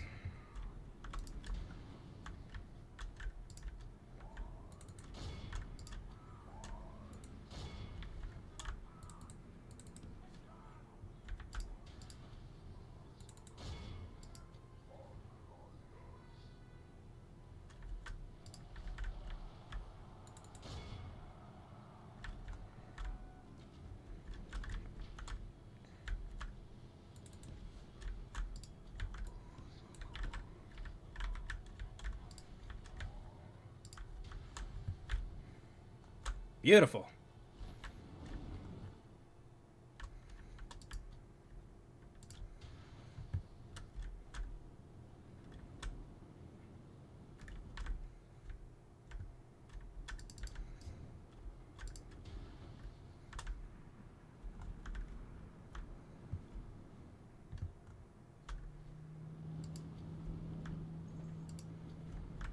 Hopefully these guys shoot soon.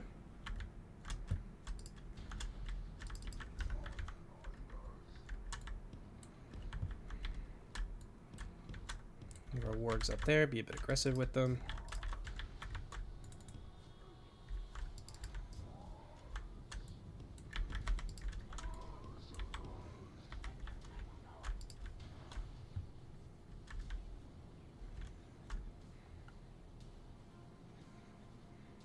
Ooh, hopefully that one like does the explosion, because that'll be real pretty.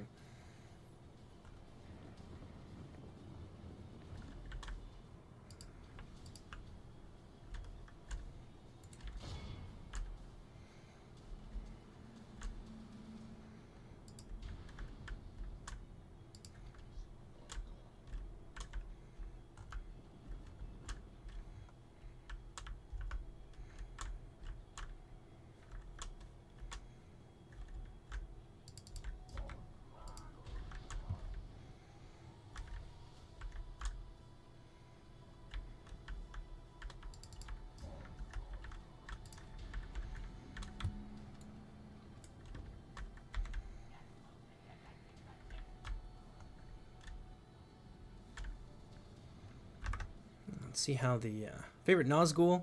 Mine is Campbell. There's only so many of them that actually have names. I know the Divide and Conquer team worked hard to give their Nazgul some names, but canonically, I think there's like 3 of them with names.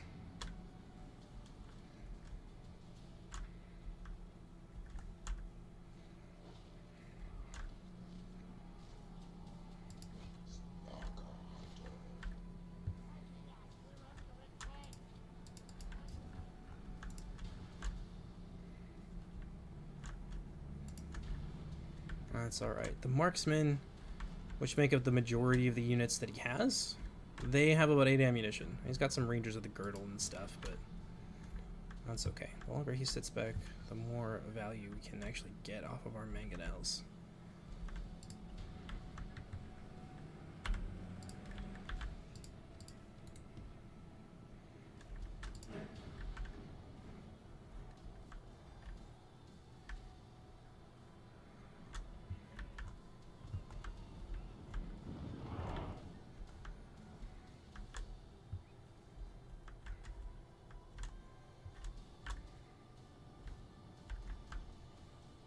Ooh, that's right through the Tyrian Lystonin.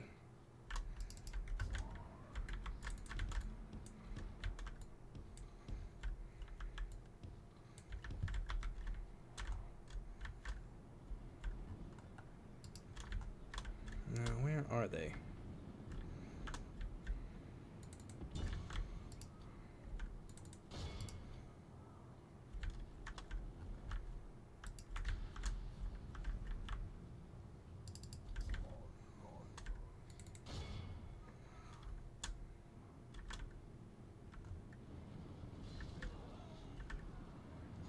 Yeah, that's the storm right there that I'm talking about.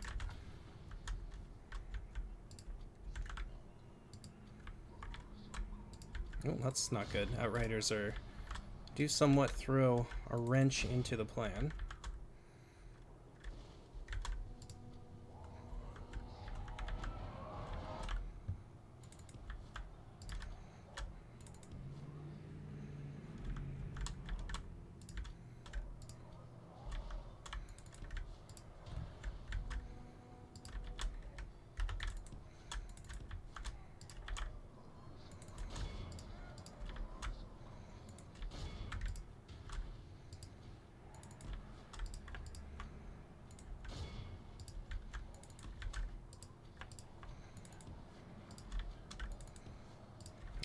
He's focusing all of his time and attention upon one unit here. Throw our axemen in there.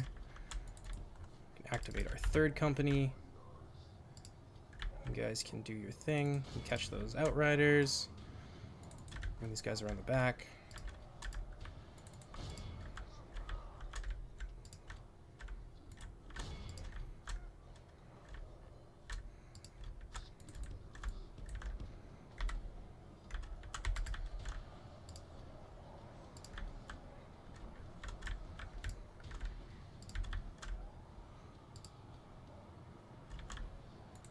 Let's deal with those Kuthalim. Go after those marksmen there. These guys are doing their thing. Unit of axemen. Bring you around on this side.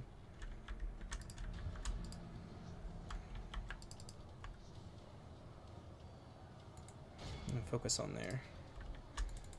The Ash Priest can come out here and do the same.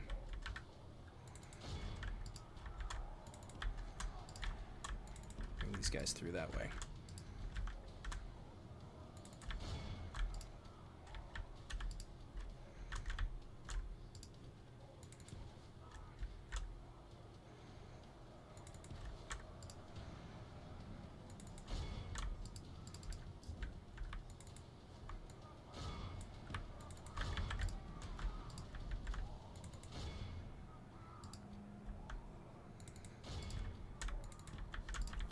It'd be nice if my ally would come over here and support me, but Yoda Guy is being really passive right now, which is never something you want to have in a team fight, and it's unfortunately not really something that you can plan very well for.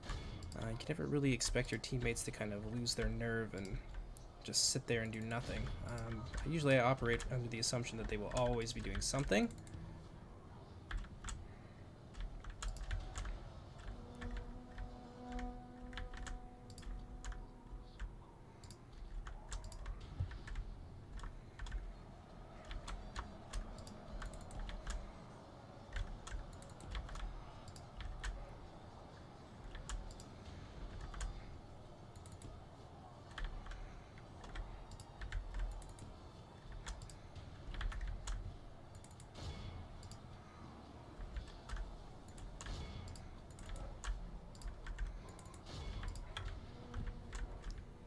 He's just kind of passively sitting there, and now he's starting to move off the hill, but it's a little bit too late.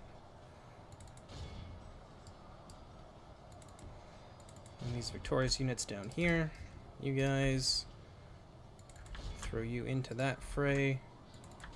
Y'all can continue doing your thing. You are engaged, which is good.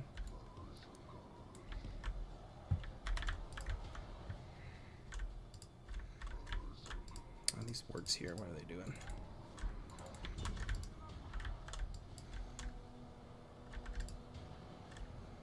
Only shaken. And they're actually drawing armor-piercing attention from the Kuthalim, which I'm okay with.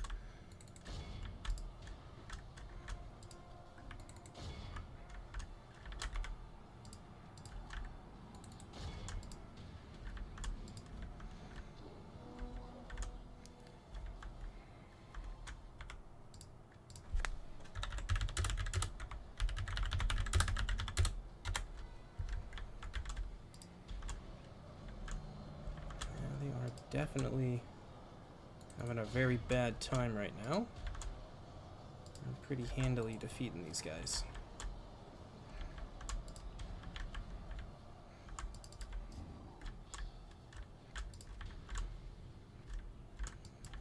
Passivity here from my allies was kind of grinding my gears a little bit. Like this is a fight that I'm winning quite handily here against Doriath. And now I've got Fingolfin kind of banging down my door, but he's just sitting here. Now he's starting to move forward. That's good, at least.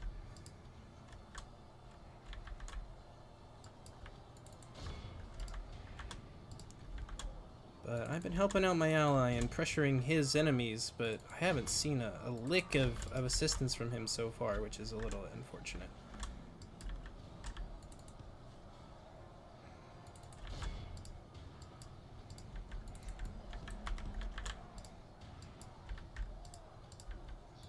Some of these guys here, let's push them on through. have them reform and get down there as quickly as possible.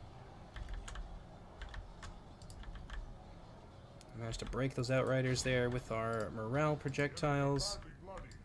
They have lost half their men.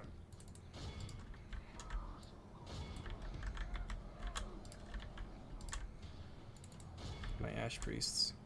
Actually, let's maybe get them out of here a little bit.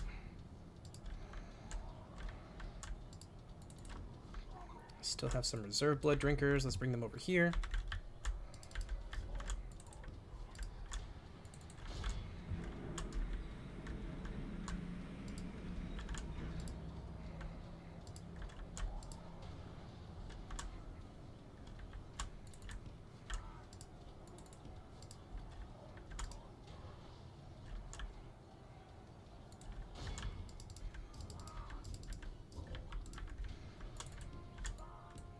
These guys might be useful if we can save them from the fire.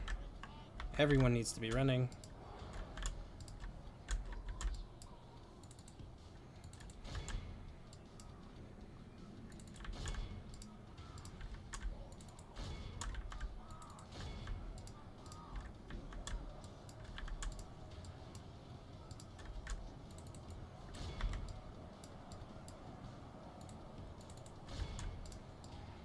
Charge in there and start to overwhelm the Tyrion Lystonin.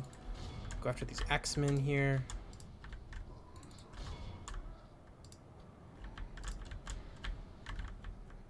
There we go. My ally's covering my back now, which is great news. We should be able to wipe out what remains of Doriath here. We just got to keep the pressure on.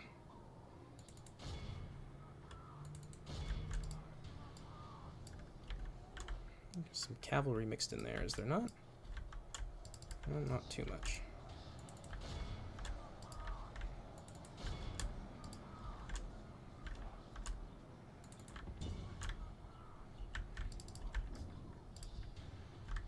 Bring my Ash Priest up the center here.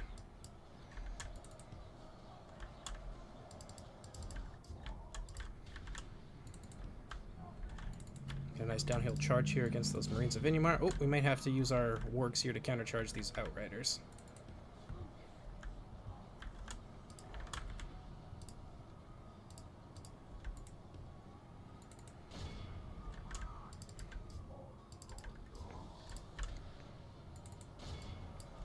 Just keep this furious charge moving forward. Use this tiny little, using the cavalry here. We're going to rear charge them. It won't do a ton of damage, but it will hit their morale. These guys are now able to finally use their ammunition, so that's good news.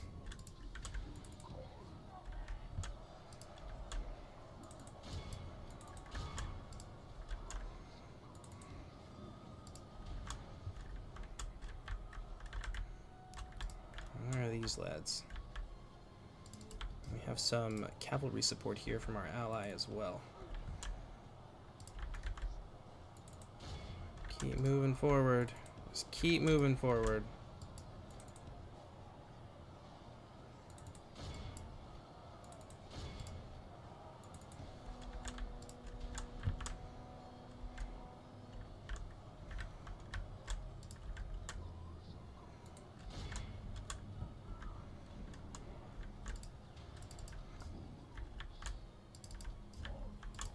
Managed to catch them? Yeah, they're routed.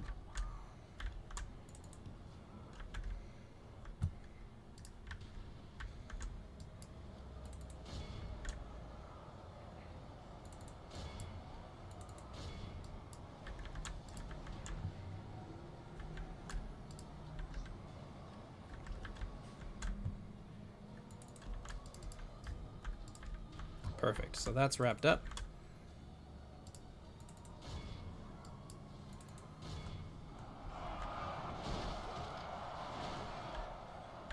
This might be enough to deal with them.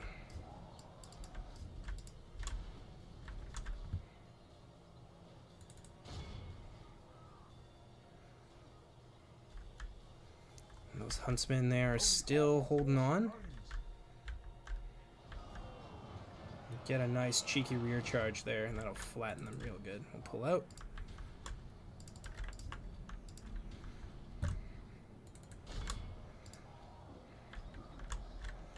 Now, we need to get over here and deal with Fingolfin. That's the big thing. So we'll finish these guys off. Gijek Scatter's chosen. Get them behind. These guys are going to where they kind of need to be.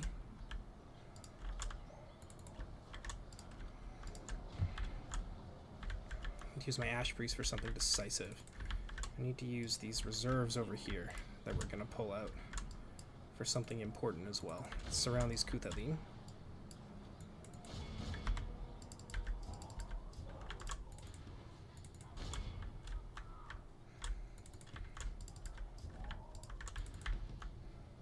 Let's get the Arquani Findicano. Finish them off.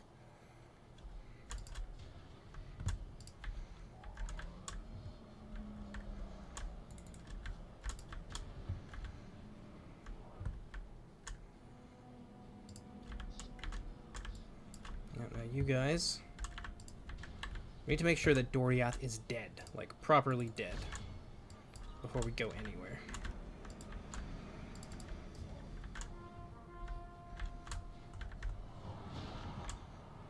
Oh, they're chasing. Something they shouldn't be chasing. Bad dogs.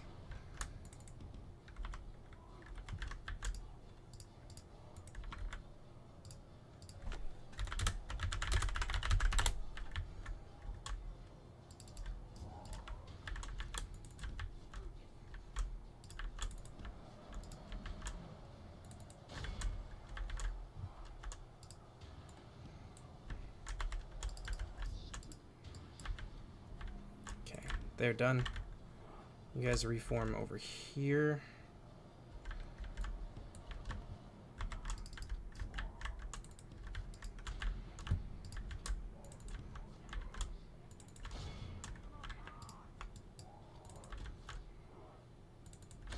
Let's go for those marksmen.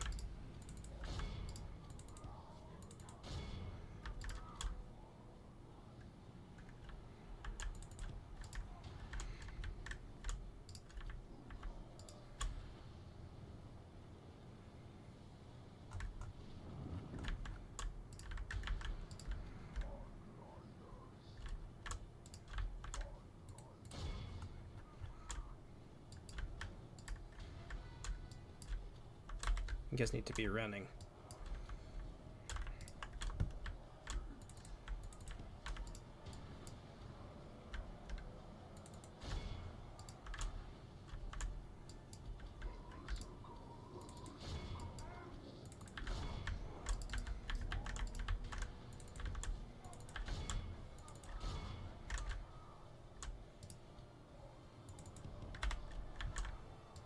There we go.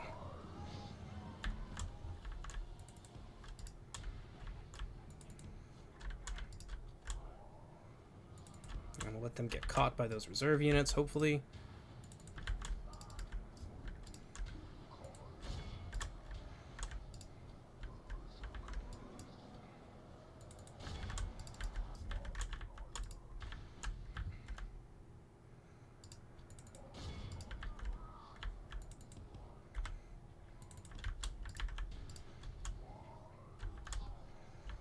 Come on, boys, get in there. Come on, don't reform. Continue with your momentum. Oh, they're not going to be able to charge. Unless they will.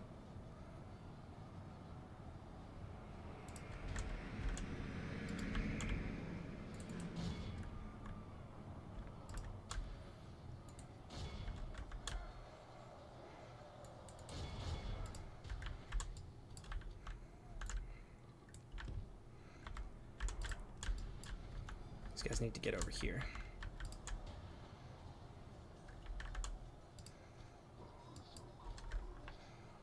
Everyone who's not you needs to pull out of this fight.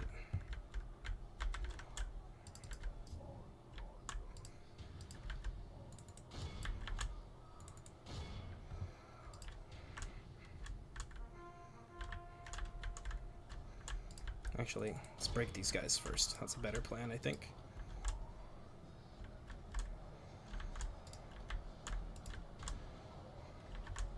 There we go. Ashfreed's doing their job.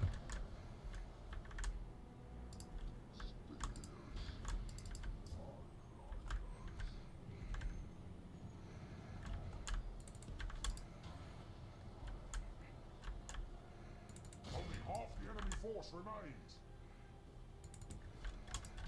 Let's get those Sons of Hurin.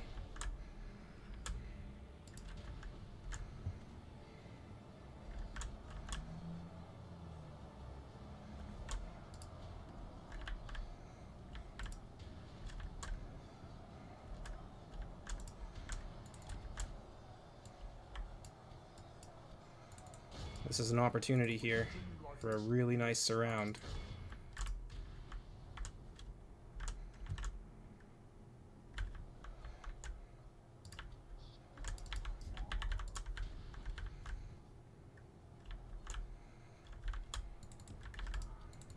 Evening it out a little bit.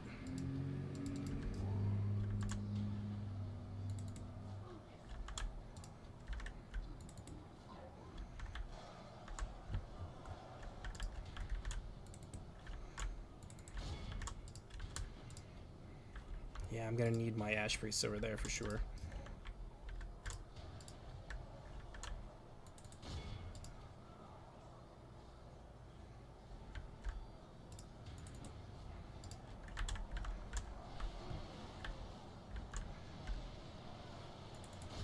Yeah, I need to get the Sons of Hurin, even that fight out if we can. The lag is just very, very intense though, isn't it?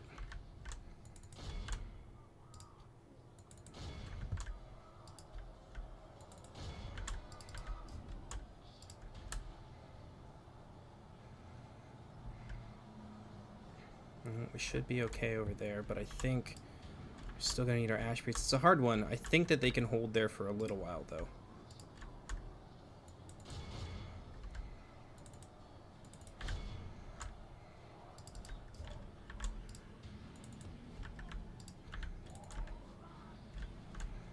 Let's bring our wargs over here.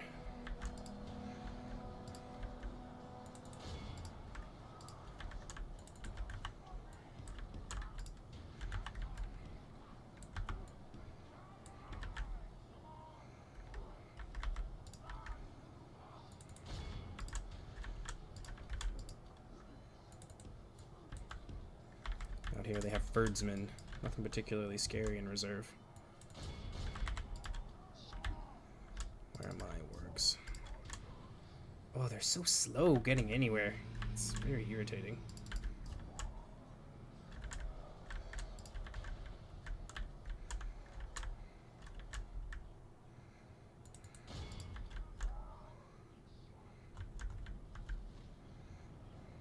Actually, I might get a decent charge off there, but no, let's go this way.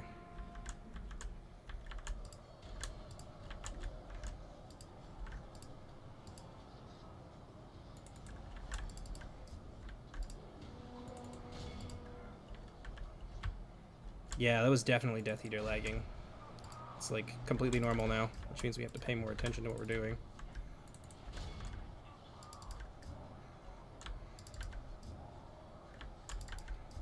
They're probably dead now.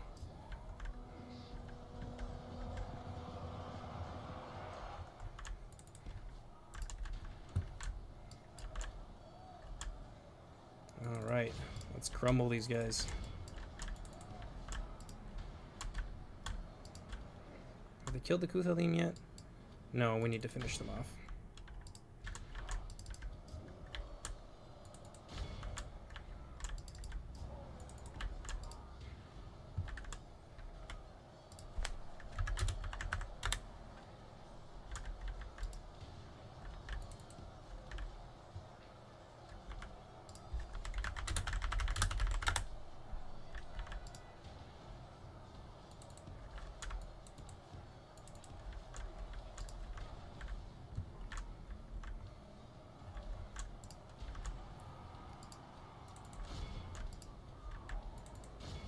Let's get them.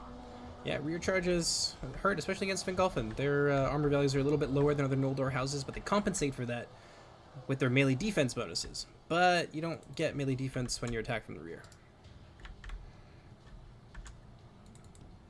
We've captured.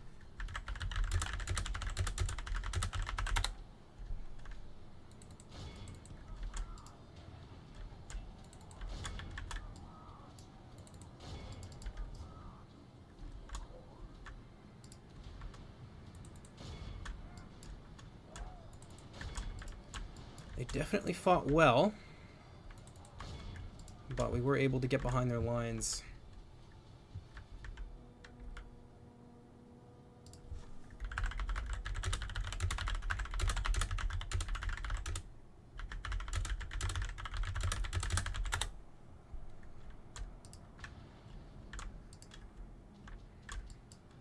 There we go. That should be the end of the Kuthalim.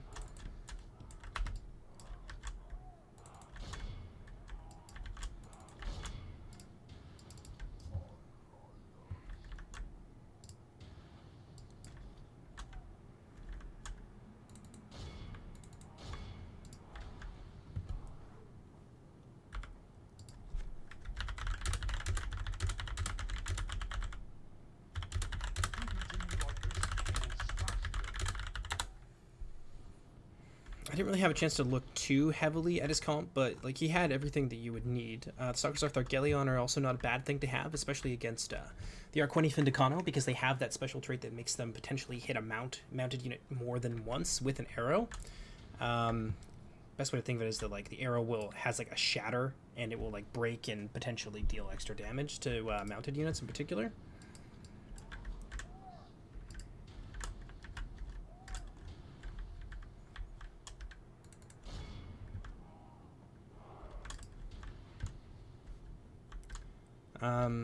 Let me look at it here. He had the Otorn Mighty Mo, which is a good thing to have your bodyguard in. He had some like real hard-hitting elves for the front lines. The Accursed of Aqualonde are always really nice.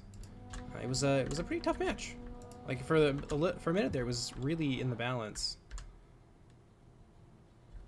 These guys are still chasing down those Herdsmen. Good stuff. And that's something you honestly want to do. Like if you have spare units and you can commit them to a pursuit, do it, because I've lost games because routing units come back and I don't have anything else to deal with them.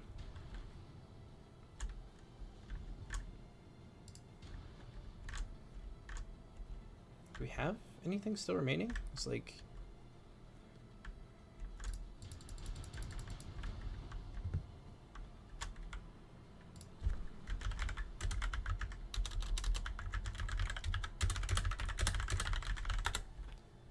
Unless Fingolfin's got some hidden units somewhere. There's probably some Doriath units, because I don't think the Death Eater admitted defeat before he left.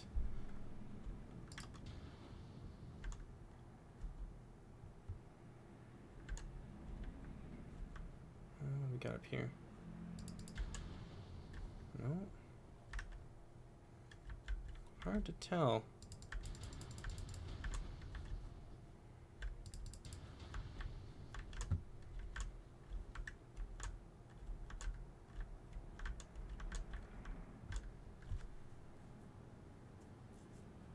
Yeah, this is why when you leave games, you definitely want to admit defeat first.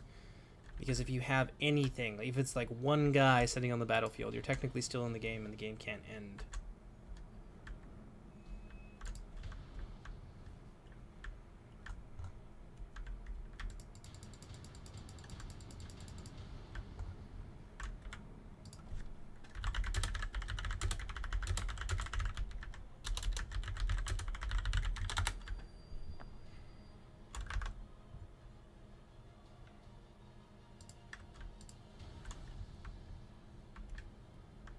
Oh, he's hidden? You're kidding.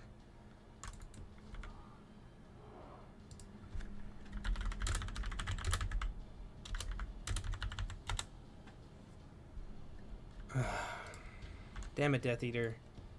You gotta admit defeat when you leave, because now we have to, like, play frickin' whack-a-mole and try and find some hidden unit in the forest.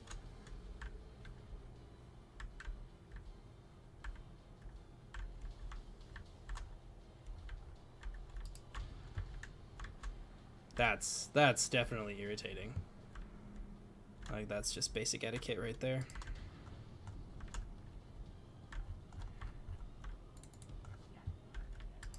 Oh, did we find him? Where is he? I don't see him anywhere.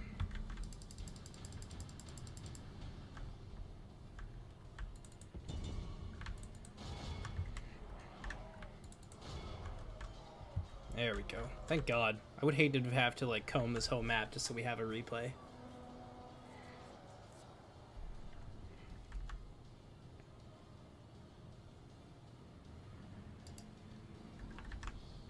Okay, it's apparently not all of them.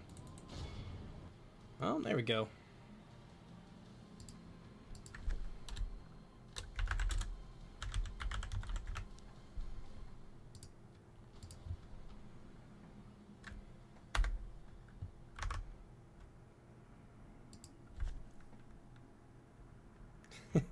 It is kind of funny, but like in the moment, it's definitely like, oh my god, do I have to comb this whole map with like my units in loose formation in one big line and hope to find them? Oh, thank God. Thank you for helping me find that, Rex. I do appreciate that.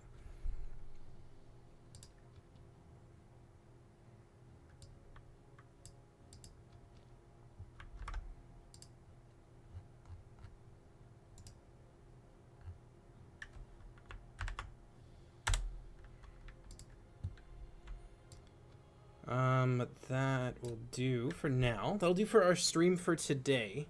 I think there was a lot to digest, and especially in that second battle. So I think that it's a good instructional video, I guess, for people who are playing and you can kind of see the nuances and the little thought processes that go into like playing not just Silmarillion Total War. This applies to Reforged to an extent as well. They use like a different system for statistics, but ours, you know, there's lots of commonality there, and then the tactics, the broader tactics, are generally the same. So if I had to give you any tips in particular, especially coming out of that battle, is know how firing arcs work on your artillery so you can like get the most out of your money, because if I just shot at his frontline units, I would have missed half the time and got nothing from my mangonels. People like to layer, and there's a lot of like momentum, especially with a Doriath army. You can use that against them with artillery pieces. And the other thing would be always err on the side of, if you're like, hey, should I rear charge this unit or not?